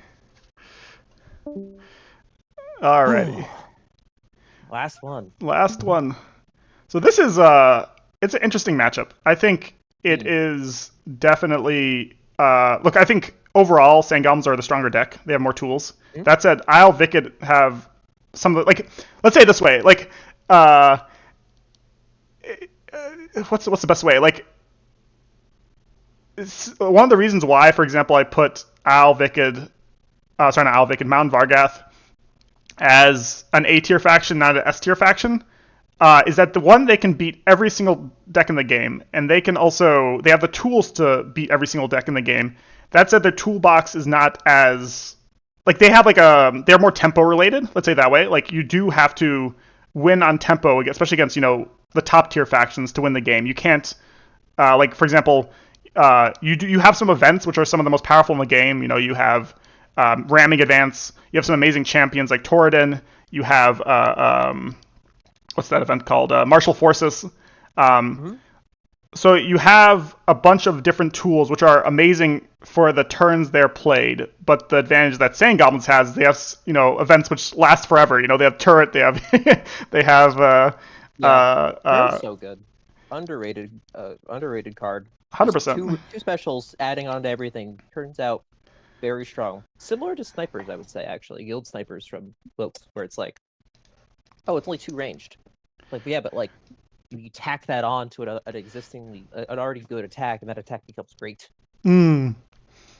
But yeah, this is a good way to put it. Is that like, yeah, for sure they have the long term advantage, and even at like a very fundamental level, Sand Goblins have the long term advantage because they have a ranged summoner versus a melee summoner. You get into an endgame with a ranged summoner versus melee summoner, not even counting all of the endgame shenanigans that Sand Goblins can do. And that alone is a big deal, because it means that your positioning is way easier with gates. And then you add on thruster, and it means that Sundervid just loses a 1v1 100% of the time. You add on, turret, you add on all you detonate to like deny targets, and yeah, it's definitely very good. My evaluation of this matchup is that because Vargrith have such good stats and they're real bulky and they've got good attack value, they if they get on top of sand goblins, it can go well. Mm. However, the issue is crossing the board, and if Sundervid's at 8 by the time he gets there because of just like a few biters, and you essentially, play defensive while I'm over there and can like make it to where I'm not going to one turn kill you. What can happen is Sundervid boldly charges down the field, takes a few hits, goes, wait, this isn't going well, keeps going, takes a few hits, goes, oh, now I need to run because I can't kill you and you can kill me, walks away and then dies. Mm. It's this thing of the time value of like how your harassment as he's walking towards you is a big problem. And if you can do it safely, then it's fine. Because if I get on top of you when we have equal, I'm undamaged, then that's, I can definitely hurt you harder than you can hurt me. But that's not how it happens. So the matchup is very dependent, I think, on ramming advance. Because ramming 100%. advance is a way to get Thundervid from away to right next to you real fast, and can be a very explosive thing. And it's a thing that even if you don't have in your opener, you can play around, which is what I try to do in this matchup, whenever I play it.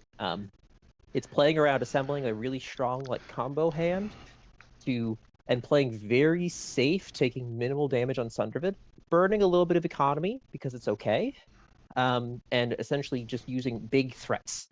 Torridon's also excellent because you can do a bunch of burst damage on him, but it's hard to do 12 from the get-go.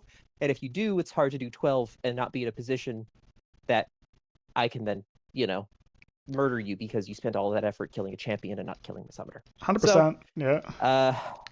Plan here is ramming advance and Torridon. That's the big. That's the big deal. Varn is also good for like explosive plays. We're gonna sacrifice some slingers if we need to, but it's a fun game. Let's go. Yeah, 100%. I think, like you said, the main things Mount Vargav have going for them is that they are, like you said, with ramming advance, with the tools they have, with how bulky they are, they have the tools to, they're one of those factions which can burst down Mega Gate in one turn. Like its 10 health gate will explode with the right hand with Vargath. Same thing with Krusk at 10 health. So at the same time, my goal, like you said, with your goal is to, position well, get a nice ramming advance, potentially play Torridon. My goal is, first goal anytime you're playing Sand Goblins, get both thrusters, because the deck becomes, infinitely better when you have one or two thrusters. And then the second goal is try to stay alive. My deck in general, unless I need to spend a bunch of resources, like you said, on a champion or on Sunderved, can definitely outtrade the Vargath. So it's definitely a very fun matchup, I'll say. Yeah, it's both sides have tools to exploit. Let's say it that way. Yep. And this opening turn, real simple.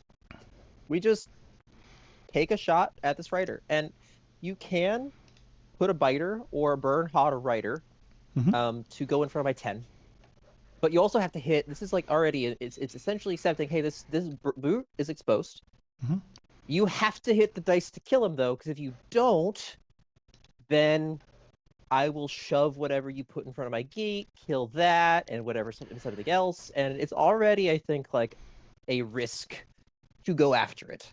Also, it's a nice big old HP sponge, but it is not the card in this matchup. Let me tell you, because slow when your opponent has thruster. Not a good time. Foreshadowing. 100%. Yeah. I think for here, the reason which I go for this is twofold. One, the one thing on which I'm always afraid about in this matchup, anytime you're playing against the Mount Vargath, especially Exile Mount Vargath, is ramming advance. So even just having the rider here prevents you from summoning something there and immediately attacking Krusk on this side. Otherwise, I'm sort of clogging myself in this corner, which is not the best, especially against Vargath, who love having your opponent clogged in a corner. So trying to spread things out. As well as here, I think I summon a wrench just to get the hand flowing. That way I can get a thruster as soon as possible. The idea here is that some people might say, oh, you're discarding a card here. One, this gives me, I think, like a 60% chance of killing this brute with everything combined, or 50, something like that. But also, one, you clog this gate spot. And second thing, your first burn hot especially is like you still have 25 cards. Like, though the worst case possible is that it discards slits, but everything else is kind of recoverable from. Um, Mm. so, yeah, Thruster's annoying. Scavenger hurts, yes, but at the end of the day, like they're low chance of a big bad thing happening. And exactly. yeah, you getting this kill is pretty big. Like honestly, I think this Hmm. opening risk that you take kind of sets you up because Hmm. if you whiff this, I think I can like I back what I do is I probably shove the rider over, I back the brute up, Hmm. and then I just go collect that rider very safely, and I still have the brute. Is I Hmm. as I think the idea.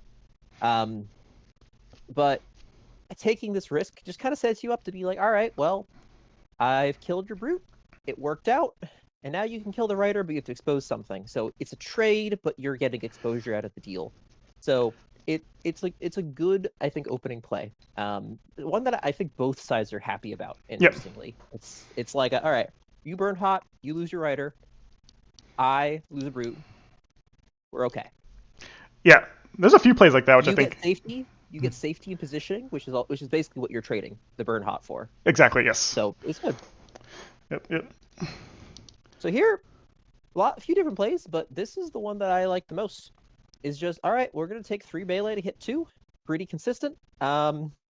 Just expose this fighter, and we're out zoning scavengers is a big thing here. Mm. I would say. Yeah. Here. You can summon and then carry with Krusk, but it requires Krusk to be a little bit more exposed and a little bit scary. Mm. Um, so and also at this point we're discarding up to high values, so I'm immediately threatening Remig Advancing Torin. That is what the goal here as well is to provide a threat so that way you can't walk over me without essentially or like trade effectively without risking. Mm. I think I wait 1, 2, 3, 4, 5. Yeah, yeah, so it doesn't matter. I think ironically the slinger here might. I mean, no, I have a scavenger here, so it doesn't actually matter. But I was saying you can threaten Torrid here if there's no slinger here with ramming advance. Like maybe Slinger 2 back. That Yeah, might have yeah, been it. yep, yep. Because I just need to be. I mean, you don't. You're not 5 mag. I mean, you're only a 5 magic right now. But I'm just saying in the I'm future. about Yeah, to discard though. yeah. Yeah. Mm, I think that yeah, maybe Slinger on my C1, right? So like diagonal back, just because you want him to be safe and you want him to be yes, possible in the action, but 100%. you don't want him to be within biter range or anything. No, I completely agree with that. So here again, I mean, it might look awkward that I'm summoning all these wrenches, but I'm just trying to, as quickly as possible, get my thrusters. So Yep. it's that's And basically. yes, trading with scavengers very good. Mm, mm, mm, mm, And then this turn, actually, I love this turn that I took. mm, mm, mm. This is a very fun little turn because uh, I want to kill the scavenger. Collecting that wrench is nice, and uh, I have insurance on both kills with a martial forces in my hand. And if I hit everything, it's a very, very nice thing to be like, if I whiff, what do I do? If I hit, what do I get? Is a good thought process to ask yourself. Mhm. And here I end up hitting everything, and then I'm able to use a martial forces to just take a little 3 range on Krusk. And it's like, well, you're spending a martial forces, but also it gets the hand moving. Mhm. Um, it's only the first martial, so you don't need both. When the time comes, you only want one, so you don't want to clog your hand. And Krusk being at 8 means that now for the rest of the game, he's got to be just that extra little cautious. Hundred And then just percent. stronghold away and be like, all right, well, chuck a biter in front of my gate or something, but you can't really hit me that effectively here, which is nice. Yeah, no, I think that was an amazing play, and I think the other thing is you end with 8 magic, so and especially with like you said, Krusk at 10 and getting hit by Torrid and going down to 6 potentially is a lot less scary than Krusk at 8 potentially going down to 4, and then another Torrid hit would kill him. Um, Yeah. so I think no, amazing play by you. I think it was good, and like you said, I think this is another like you're saying with the with the rider at the beginning. I think this is like a very like for me, like I'm accepting this. I take damage as Crusp, use the martial forces to, and I only need to think about one more martial forces for the rest of the game. So it's a Yep. fun I think both people sort of get something out of Yeah, it. it's like a little advantage, but one that both sides are okay with. It's Exactly. acceptable. It's acceptable on both sides. Which is just a very balanced game, I would say.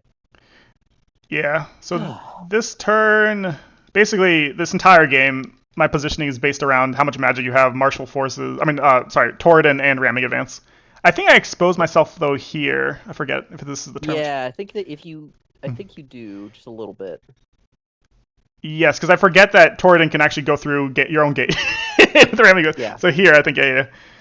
Yeah, because I could have taken just a crisp 4 melee while also killing the biter. Yes. Actually 5 melee, because honestly, Sundervid would Sunbreak join the went down. party.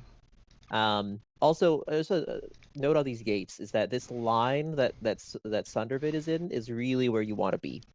This is where I want him to be because it's where he can then summon things around him, like in front of him, or if he's one up higher and behind him, and ramming advance with him. If he's behind a gate, like Mm. behind that my 10, he needs a caller to help him out to then go ramming advance. So we really want to be like exactly where he is where we want to be ideally. There might even be a world where it's ideal to actually put that gate that I summoned in the corner, just so that way he can threaten ramming from that corner as well. Mm-mm-mm. Also, I think that 5 gate on the other side probably should be 1 down now that I think about it. But it also is nice because it means that I can threaten a ram into your corner. So now, like that, it takes up space, right? It extends threat range. So it's interesting. Yeah, no, I think this gate's fine, to be honest. I think this gate's fine because it threatens a slinger down here, as well as Yeah. it. Like at the same, like I as a Sand Goblins player, I like it when you're playing in the back of Sunderved, especially once I get Mega Gate, because then I can adjust the pace to my style, especially when, like you said, when ramming advances are more predictable. Because if the gates went back, then Crust can stay in the back row, not be afraid of something sniping him here. Mm. So I think that gate position was right. Yeah, I'm not sure why I didn't just put the wrench in front. I think I just forgot that Torridon can go through his own gate. I think that's the main thing I forgot this turn. And then I remember the turn afterwards, I think. But this turn, I Yeah, completely yeah, yeah. forgot. If I had Torrid and ramming advance here, oh boy. It would have happened. Here I think that again I want to like threaten and take space. We want to clear this writer, and it's ideally it's like we want to make trades while also threatening. So Mm-hmm. here I like this turn as well because the gate hasn't been mobile yet. Mortar is a concern, but only once you can actually like mortar like, via your 10 gate really. Mm. So here I think we just go for essentially killing your biter and maybe your wrench I think as well. Yeah, I think you kill the. No, I think you just kill Just the the fighter, biter. yeah. Because Yeah, you yeah, want to yeah. expose. It's the next turn I think I'm thinking of. But also this brute Mm. is again threatening kind of the same thing. It's like, hey, you can send something in front of my 10 gate, like a burn hot rider or a scavenger with carry. But in doing so, again, you have to hit the dice, and if you whiff it, it's nice. And also threatening ramming advance down this whole side of the board. Yeah, So 100%. I think this was nice by you. Yeah, the reason I put the biter here was I mean, Brute is probably the worst unit to be exposed, but just to expose a unit because it's not like your Shadow Elves or the Fae or sorry SC who can do the attack and then move back to safety. So this kind yeah, of forces you to somewhere on the map yeah, the poke biter is something. good. It clogs the spot and it prevents you from inactivity, so it's solid. Mm. But because yeah, you lure the brute out. And here you get your 10 gate thruster, which Yeah, it's really important. a good chunk of this matchup is do you find ramming advance first and have a good opportunity, or do they find thruster first? Because now the game is going to get harder. Now that you have Mega 10 gate that has thruster on it, it's now going to be a harrying force. 100%. I think the other thing though is that even though I do have Mega 10 gate, and I think that's why I keep this. So I attack with the wrench here. Oop. I attacked the brute. I think. Yeah. I think that was the thing which was missing. Attack the You got brute. it. Uh, Ideally, I think most people would, or a lot of people would, put the wrench on the gate just so it doesn't die. I mean, one thing this forces you to have another target to attack the wrench. The brute can only move one space without ramming advance. But the other thing is that I do want, in case you do have a ramming advance, you not to just blow up my gate because this is very easy for you to have. Especially at 8 magic, Yep. you definitely can have Yep. the combo to blow up this gate, and then Krusk is kind of like, but with For two sure. spots, it's a lot harder, and you'd Can have I to get check my lucky. hand really quickly? I'm Of actually course. curious if I had a card.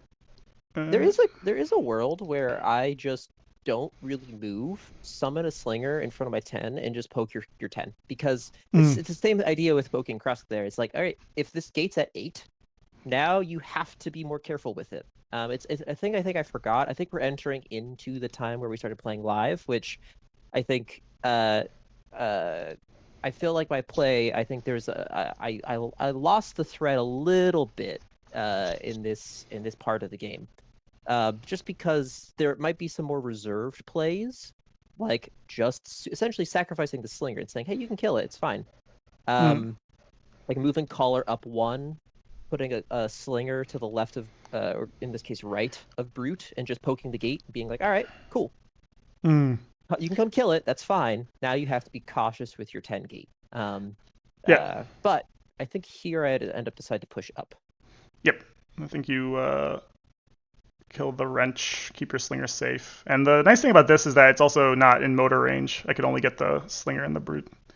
So I can't Yeah, get but like you have a the. really good turn here, Mhm. and I think it's because I mess up. I was initially going to put this collar to the left of the brute, but I was like, oh, you can mortar that too. But I Mm. think and I was like, it's not that important to protect that flank of it, but it actually is, and you Yes. take a good advantage of it this turn. So I think that's like a play I might do differently if I could go back, or maybe Hmm. if I had a little bit more thought on it, I would have had that collar there. I was like, I don't need to protect that flank. It's okay, and then you burn hot. Yep. I mean, it'd be more susceptible to motor, but it's a 4 health, so it'd be very hard for. I'd have to get 3 on 3 basically to kill it. And even then, it's a Yeah. collar, so I'm okay with you killing the collar True. as long True. as you aren't killing The brute uh, also and slinger. Yeah. the brute, but also the slinger is the big thing. Yep. Agreed. Yeah, the slinger is the important thing with this formation.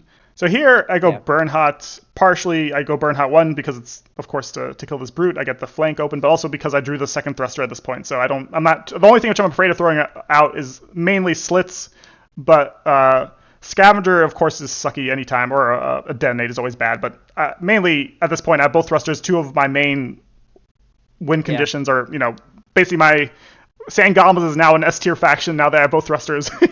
Is the way I put yep. Now it. they are final form. Exactly, final form. Yep. Because Yeah, without. yeah. This is a very, very nice turn that you end up hitting here because you get the 4 out of 6. You protect Krusk, but I think again I think Krusk is this. a. This is one which I forgot like afterwards. That Krusk is actually exposed on his side to Torridon. If though in a better position, if Krusk gets here by Torridon, I at least have the tools to deal with him. Versus I before, I'd think have been. Yeah, go on. check my hand. Did I draw it yet? I don't think I did. I don't think you You did. know, Yeah. I've been digging for ramming advance and Torridon this whole time, and here is actually one of those turns where I was like, man, if I had drawn it here, I could just ram Torridon. There's Pass like the a biter. whole series of plays that like really, really are nice, especially because you're on 4 magic, or Hmm. we might go up to 5 on this turn. I forget. I I think think we I just kind of yeah I go up to 5. but Just like yeah. I was like, damn, like I had a couple windows there where if I had drawn Torridon and Ramming Advance, we have got the fucking juice. Let's go. But not having drawn either at this point is like, okay, shit. Well, you have to keep playing this waiting game.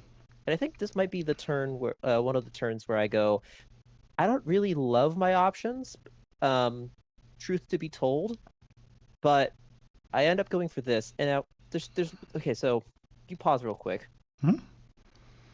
This turn is weird.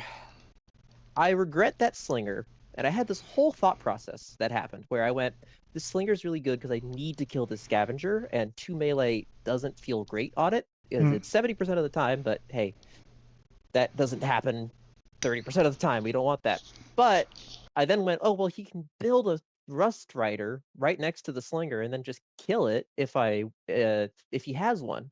And then I did more calculation, and then I went, okay, I think I'm happy with this. Oh wait, no, I need the slinger. That's right. So I found the right conclusion and then just forgot about it and did the thing I told myself I wasn't going to do anyway. But also this turn, I'm like, I'm going to take a big mortar hit here, but at least it's, these burn hots and mortars are gonna catch up to you eventually, is my thought as well. Hmm.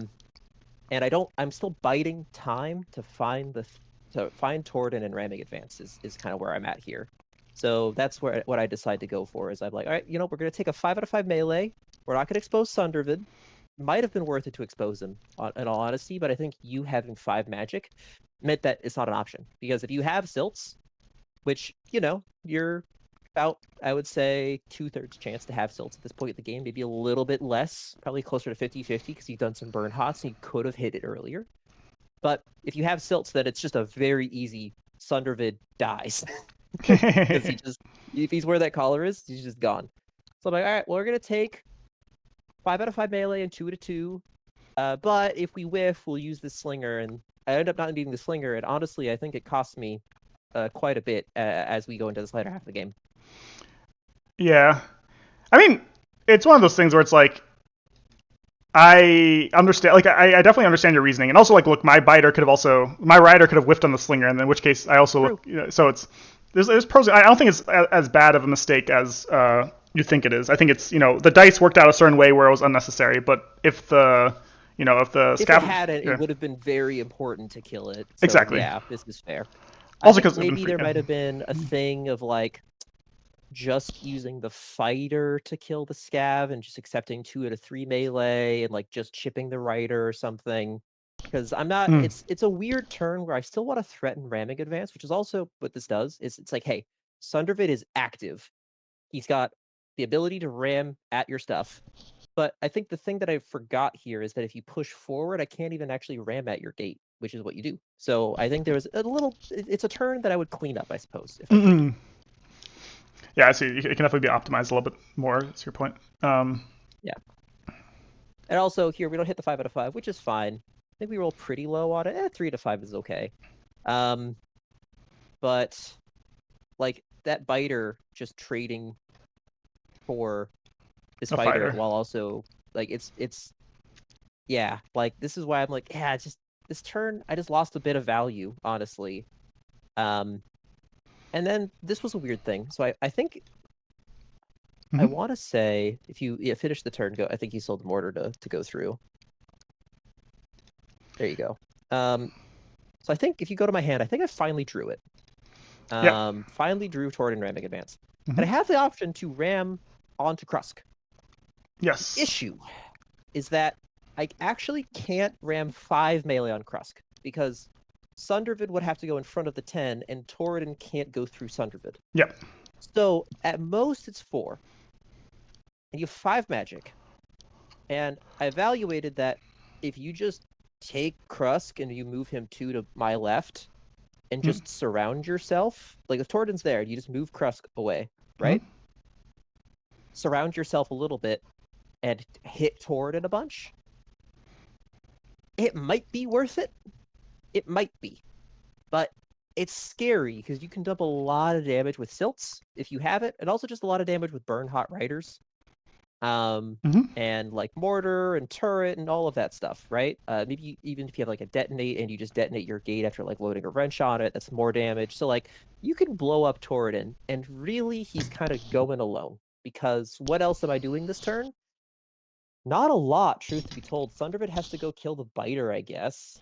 It also puts him in an awkward spot. I can ram the slinger to kill the rider, but it doesn't.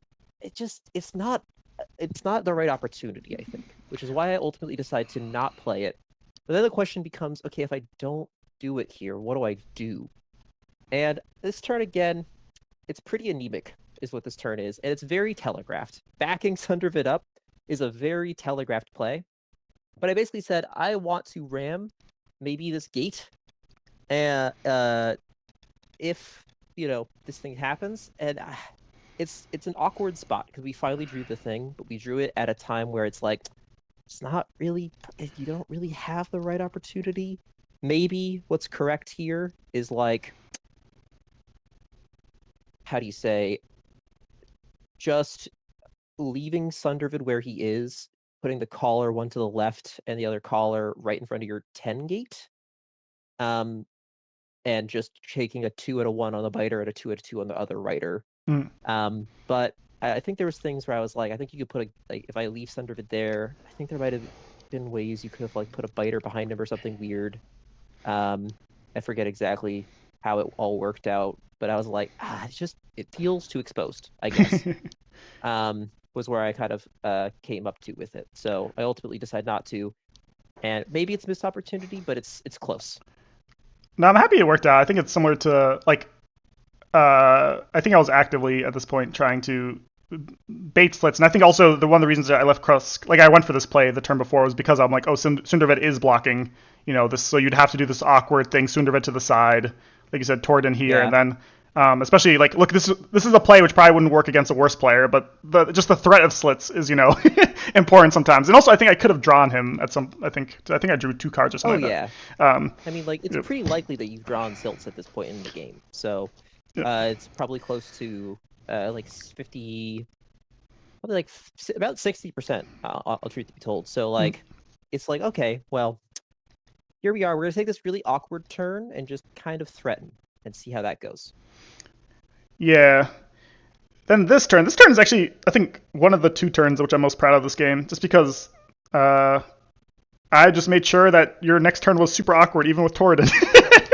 Yeah, was the was the way, while keeping Crust completely safe. Because normally I think you'd go for like just get the free kill here, but I realized it leaves me in a more awkward spot. But just basically, go for the odds, kill both callers, and then just make this very awkward. yeah, and And like the gate is zoned to where Tor. Like I do I have a collar in my hand? I'm curious.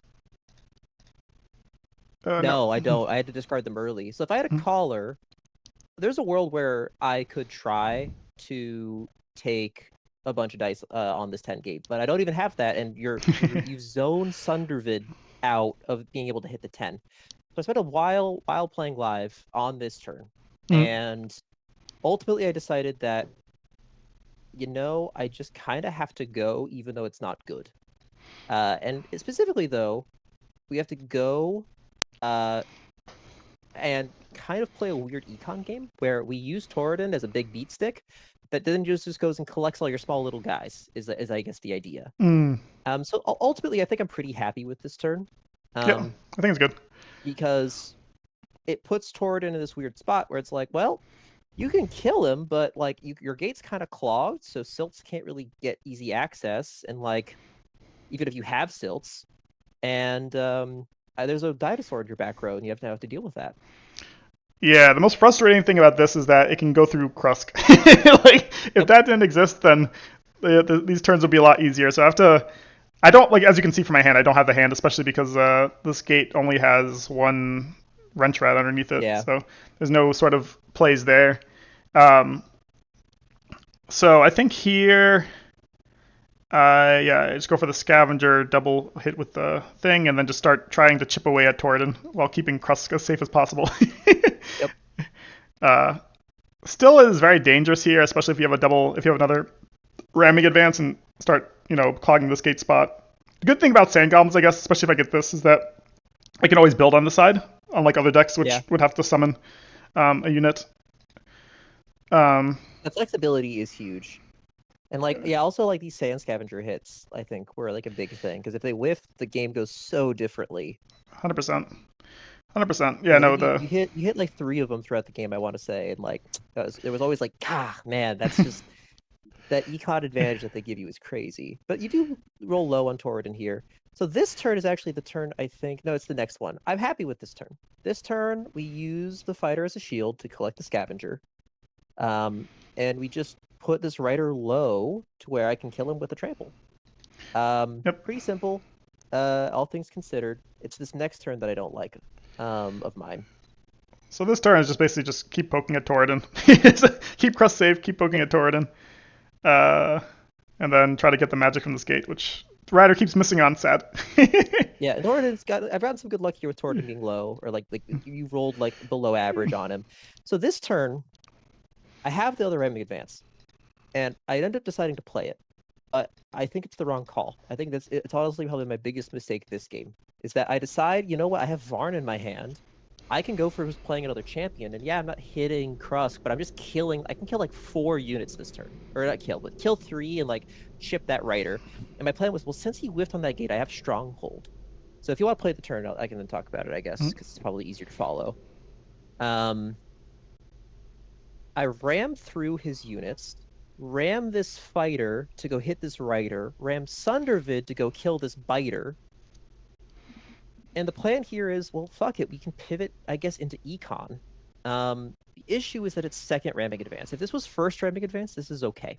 But I end up play the whole turn because it is a fun turn where I kill this biter from this corner, kill this one, chip this rider pretty heavily, Mm-hmm. and then utilize the fact that he's now forced out of position to stronghold here. Now, there's two issues with this turn. One is the biggest one is it's my second ramming advance. And Yeah. that means that now suddenly Krusk is so much safer. Yeah. There's a version of this turn where I do the same thing, but I don't play ramming advance, and I just don't kill that biter on the right, and maybe I don't I like use a collar to get this fighter over here and deal less damage to the rider or something.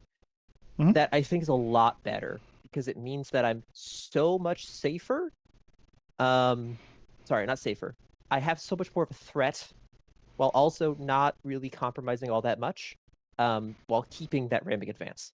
So Mm. that was, I think, the biggest mistake here. There's other things I was looking at, like keeping Torridon up there, but he's at 8, which is starting to get to that scary number. Mm-hmm.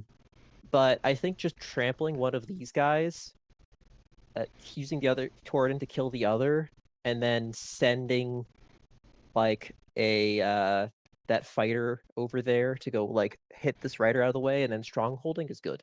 Also, the second mistake is I think the stronghold positioning is just too passive because they don't have ramming advance anymore.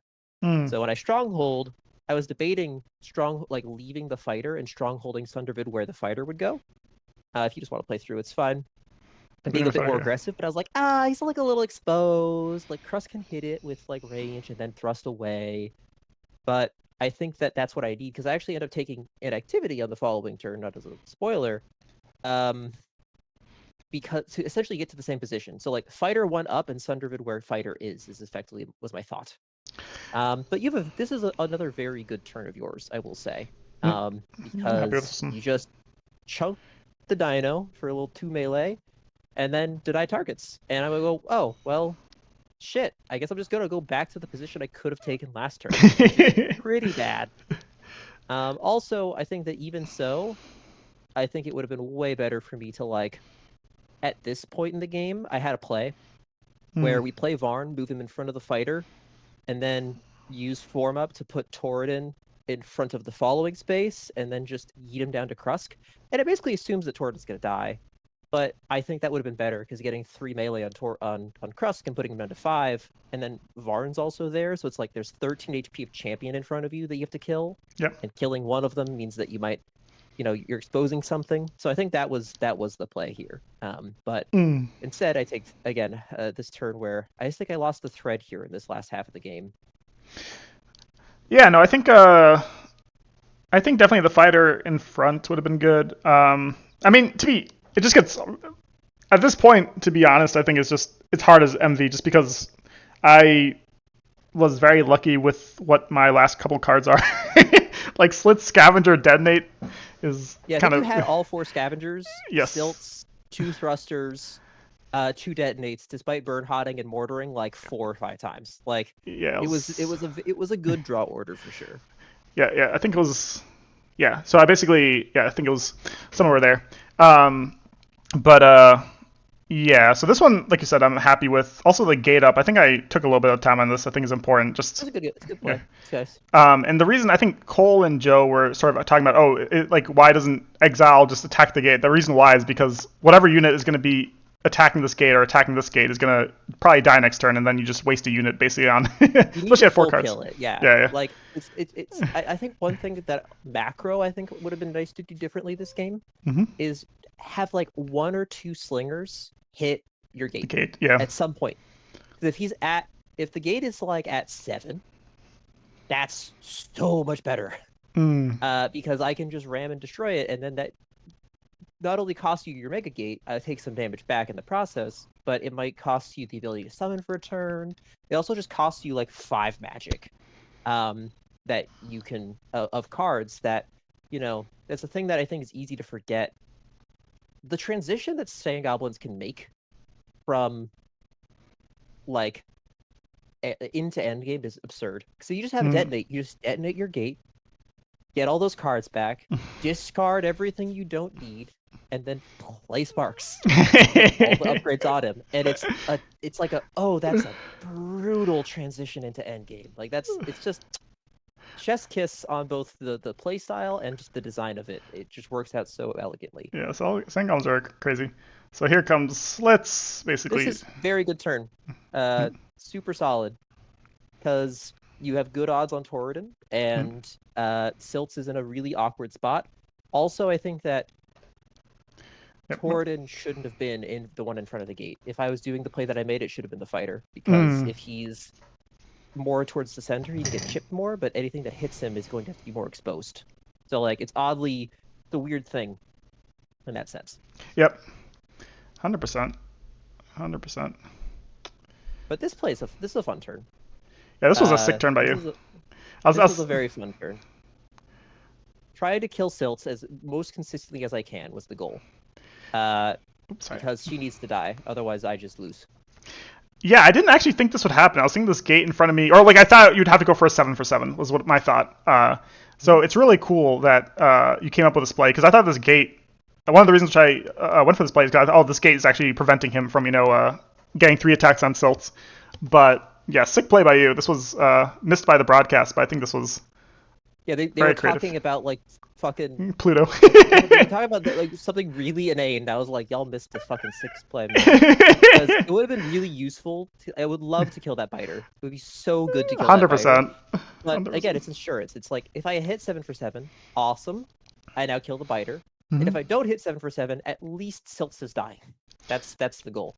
But here, I think I'm just a bit too spent. Like, Yes. I only have 1 card left in my hand. This is everything I have on the board, and you have also MVP, last card in your deck for Mortar. Yeah. It ends up getting you like truly so much value. Yeah, it was a rider, which I think I got back before. Yeah. Anyways, Yeah.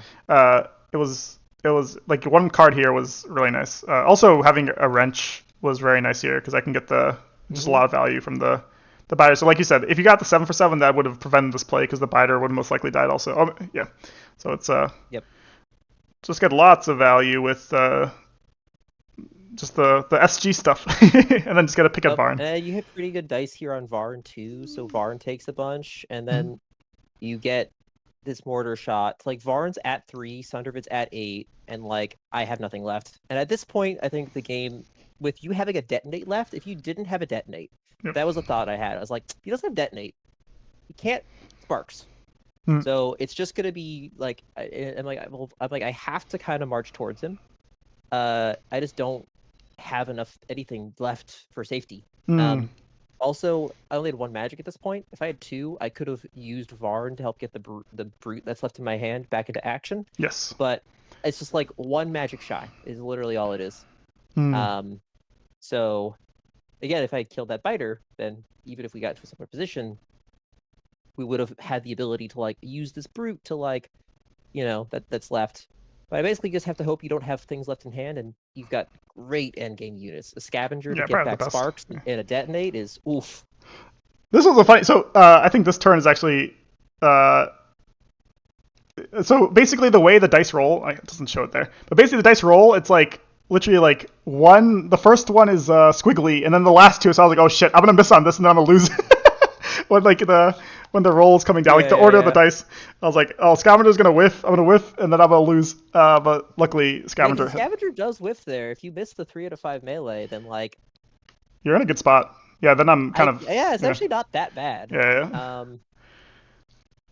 I think because Might Varn still lives. be able to solo, but I I guess Varn does live. You're right. Yeah. So no, Varn living. Oof, that would have. think I would have probably lost from that point, to be honest. I'm not sure if I could have. I mean, I still have another Mega Gate which I can explode, but even then, it's like I can't bring back sparks, so it's actually Yeah. it would have been rough. Would have been rough. But to be fair, it's a 3 out of 5 melee, so it's pretty consistent. Pretty consistent hit. Yeah. And then here it's just playing to outs at this point, really. Of I go, well, Sparks is coming. Maybe there's a world where he fucks up and I get a Sundervid hit, so I just need to be at 4, so that way there's that threat. But really, I think the rest of this game is just pretty. One thing that was funny is I was holding onto this card as a bluff. I can play it, but I was like, well, maybe I can threaten. Maybe I can force him to do something. Like, there's a position where he like, oh shit, I actually can't escape. because he gets into that because he thinks I have collar left because I drew like 3 collars really early, so I had to discard like 2. Mm. I was like, probably thinks I have a collar left. Our last card in deck was a brute, so here we are. No, 100%. I think I was. It definitely made it harder to think about, the correct play when I'm thinking about collar, especially at Krusket 4, so Sundervid could hit him. And also, like, there is kind of like a chess play here where even though I have double thruster or thruster on Krusk, you can, if my dice get unlucky enough, slowly, especially with my gate here, you could slowly kind of box Krusk in with the right units. There's like, I was like thinking Yeah, about that. There's like, a unit slowly encroaching here, Sundervid here, and Krusk is like, what do I do? Especially if yeah, this yeah, collar yeah. lives. So it's a funny, yeah. Anyways, like this is almost like 99% one, but there are situations where, especially because it is in a, it is a tournament that I'm like, God, I need to think so hard still, even though this game should be won. Yep. I gotta give it a shot. I mean, hey, maybe if Exactly. I played the 3rd Ramming Advance, Exactly. then Exactly. Then no. but yeah, no, the dice. I mean, like, yeah, you said it's like 99% one. I need some really good dice, and for you to like Make a mistake. Yeah. get caught. Not like I don't think you'd get caught in a single turn. Mm. I think you would get caught like if there's like a series of turns that like you didn't realize that like 3 turns later, if you keep whiffing and it's under it isn't dead, that I can like close on Krusk or something. But like carry and double thruster with sparks on the board just means that you really do need to like get truly atrocious dice and for me to really fuck up for you to Yeah, for you actually to be lose into this it. year. 100%. 100%. Um, yeah, and your last cards are And then brute. I had to play the brute for comedic value because I'm like, you know what? Look at him. He's gonna crawl towards you. So this is a funny one. I decide to. This is like I should this should be the it should be Sparks here. It's whatever. Like this is one of those stupid things where it's like, do I try to kill the gate first or 1 HP? Like it doesn't matter either way because if it hits the one, Sunderved's dead either way. But just it was a funny funny. I like it though because it keeps Krusk safe. True. If it's there. Brute cannot capture a thrusted Krusk. Capture Krusk regardless, but it really can't catch a thrusted Rustic Krusk. Krusk. Yep. But anyways, yeah, GG's was a great GG's. series. I think the order was also fun. I'm happy that the game order was exactly as we showed it. Yeah, The yeah, more yeah, yeah. exciting game is at the Like end. I had some terrible dice, and then you had some terrible dice, and then we Exactly. have this game that like is really, really high tension. Up until I think where I played that second Ramic Advance is I think probably where I think the tension like Mm. like lessens, and then once you kill Tord, it's like all right, there you go, cleaned up. Yeah, it's interesting. I think one thing which I was thinking about while you were playing your turns, especially because we were playing it live and you were sort of saying you weren't spoiling your cards, of course, but you were sort of saying your thought process. And one thing which was interesting is I think you respected my burst potential on Sunderved a little bit too much. Like I think Sunderved, especially early Mm. on when he's on my side of the board, I think before this, of course, where would be a good turn? Like sort of like here-ish. Like Sunderved can be up here because I have these dual threats of I can either like I'm gonna especially in a game like this, Mm. I'm gonna spend my burst on Torrid, not Sunderved. So Sunderved can play a little bit up. And This is fair. When there's other threats at the board, then it's okay to expose them a little bit. I've gotten burned in this matchup, mm, just with a surprising amount of burst from SG. I see, I But see.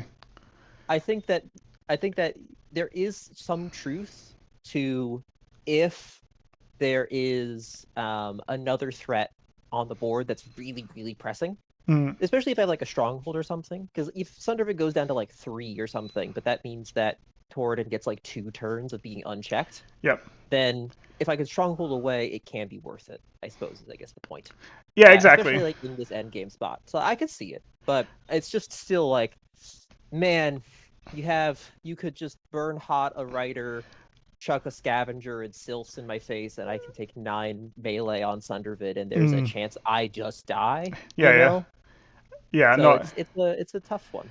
100%. I don't think there's an easy out to it, and I definitely see Yeah. the threat which you're talking about. But yeah, no, it was a fun series. And Very fun. yeah, any closing thoughts? Any closing Uh, thoughts? I'm gonna have to get you in the next finals, I suppose. Sounds good. Well, Yeah, apparently, round 2. though, in good news, I think you're guaranteed to win live league because Oh, uh, did Shoots beat Snicket? Shoots beat Snicket. Yep.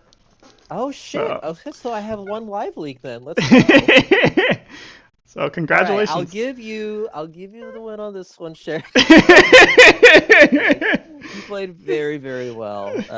Honestly, I'm super stoked that you were my finals opponent, and I was very happy going into it because I was like, it took the pressure off, I think, in a sense, where like the final match against Aaron was so stressful for me because it was a match that I've made a few misplays in that I was like, I just don't love my play here, and it's like the thing that gets me into the finals.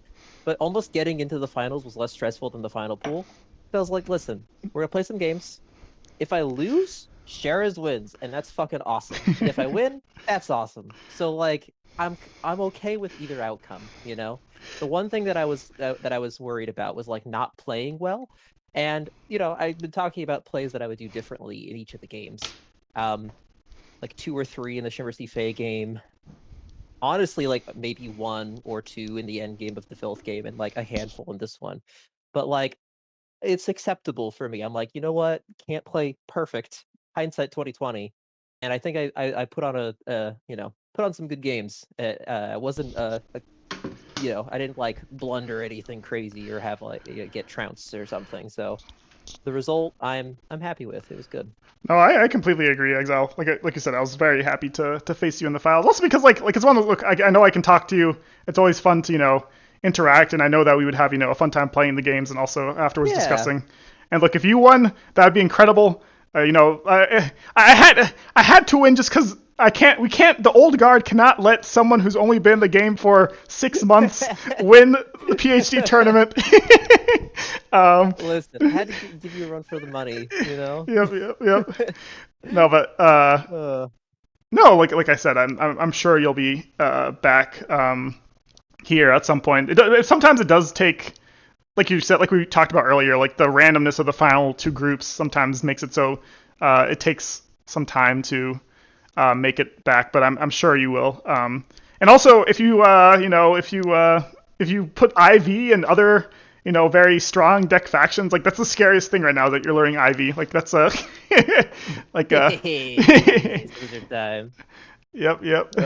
I do love my underdogs though. I do love my factions like Super Fae, like in gaming in general. I love to play those like oddball, like everybody thinks they're bad Mm. factions. And be like, actually, they're bad, but you can do stuff with them. No, I Uh, think fish are a lot better than it's one of those like again, it's similar to like guild dwarves or like shadow elves or like it seems like the way you play them, it actually seems relatively consistent. So which makes me believe that it's just a very hard faction to play correctly. And you just yeah, I think go, so. It's a good way to put it. um, Um, because they can do some things on turns which are just like unpredictable. Like it's very hard to play around all their options, which is like a sign of a good deck when like it's almost impossible to calculate, all the different hands, and especially like what you do when you have 7 magic or 8 magic in hand. Like good luck trying to calculate, what is what oh god, like the lively game against guys fucking Oh yeah. IV was like I had like 12 magic and he had 10 magic. We were just staring at each other. And then there was a turn where he pushed up and like I definitely got some lucky rolls there because I didn't draw a gate forever, so there was like unlucky there, but then got lucky in rolls, so it evens out, I think. But like it was like, all right, double high tide spearhead to attack diagonally backwards. We're gonna kill Sokka and like this other unit that you have in like pseudo pin Roko. And it's like, how do you calculate for this? uh, Paralysis is played? What the fuck? That was a fun game. That was a good one. yeah, especially the Um, cross. yeah, that was fun. He had some time to shine. Well, I'm not sure if what your plans are. I'm gonna at least take five. If you want to play some live league games or not league, but live games, I'm down. If you'd like to call it here, it's all good for me. Sounds good. So I have a game. I have a lively game against Chibata at some point. Let me message him when he wants to play it today. But yeah, probably no live games for me today Fair. against you, just because it's a lot of Summoner Wars today, especially if I'm playing Chibata later. But This is fair. This is fair. definitely I'd be down later this week or tomorrow or something. Hell Um, yeah. Yeah, no, I'm excited that you're streaming Exile. Everyone, make sure to follow Exile's streaming page. Um, See him trounce me and Jexic over and over again. Um, but yeah, Uh, yeah, like you said, Exile. Thank you so much. It was a great time talking to you and also playing this finals against you. yeah, Um, it was really fun to go over, and I'll say it again. Congratulations! It's awesome that you did it. You got all the way. Hell yeah, man! Good shit. made it once. Let's Yep. go. All right. All Well, right. I'll catch you later then. See you around, Exile. Peace. Bye. All right. That was a lot of fun. Let me message Shibata if he wants to get it out of the way. Or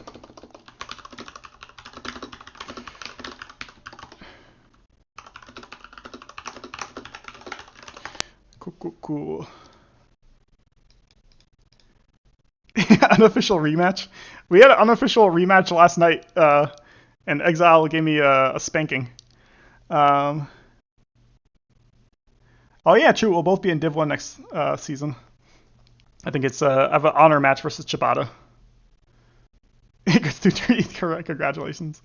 It feels good. It was kind of like I think for me the coolest part is it's like, and I think this probably helped me a little bit, is that I didn't expect it at all in terms of like even making the finals.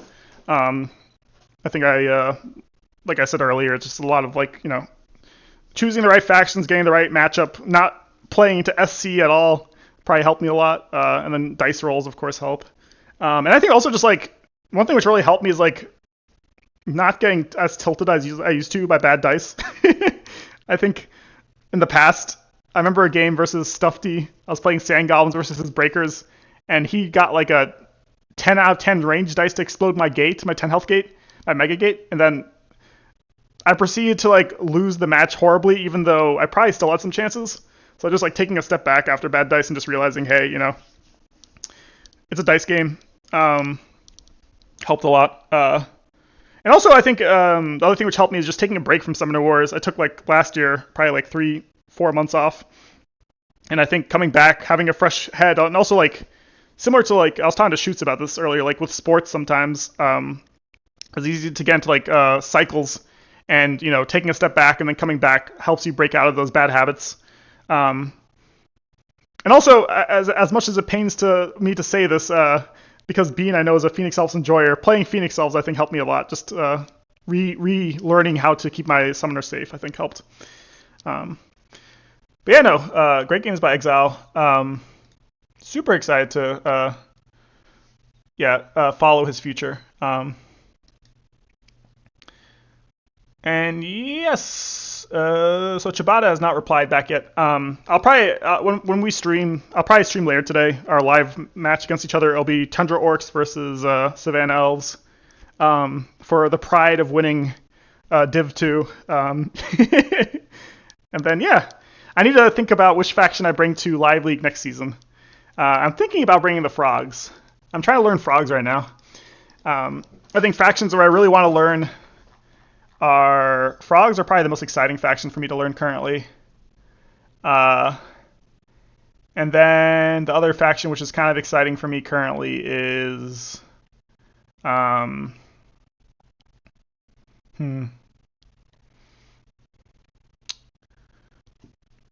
debating trying to get really good at Shadow Elves, just because it is a broken faction and it does have a lot of tools, and need to bring. But now that Shoots and Shampoo and Vexer are not playing as much anymore, I need to hold their flame, bring up Shadow Elves win rate, because I think you could easily make Shadow Elves and be top of the ladder. I think it's just such a good deck.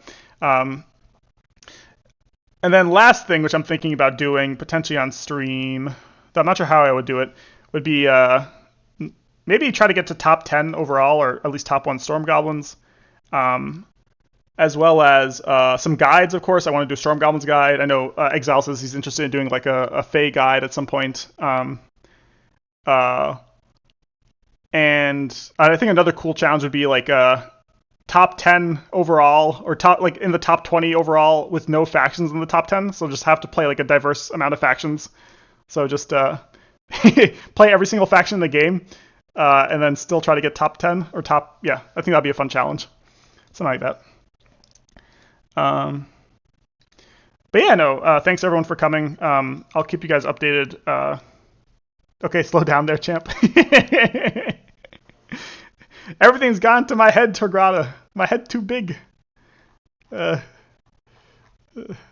I'm kidding. Oh, Ciabatta, don't look. But yeah, no. Yeah, I'll message on Discord when me and Ciabatta are playing our games, and then I'll start streaming again. But yeah, thanks everyone for coming, and I'll talk to you guys later.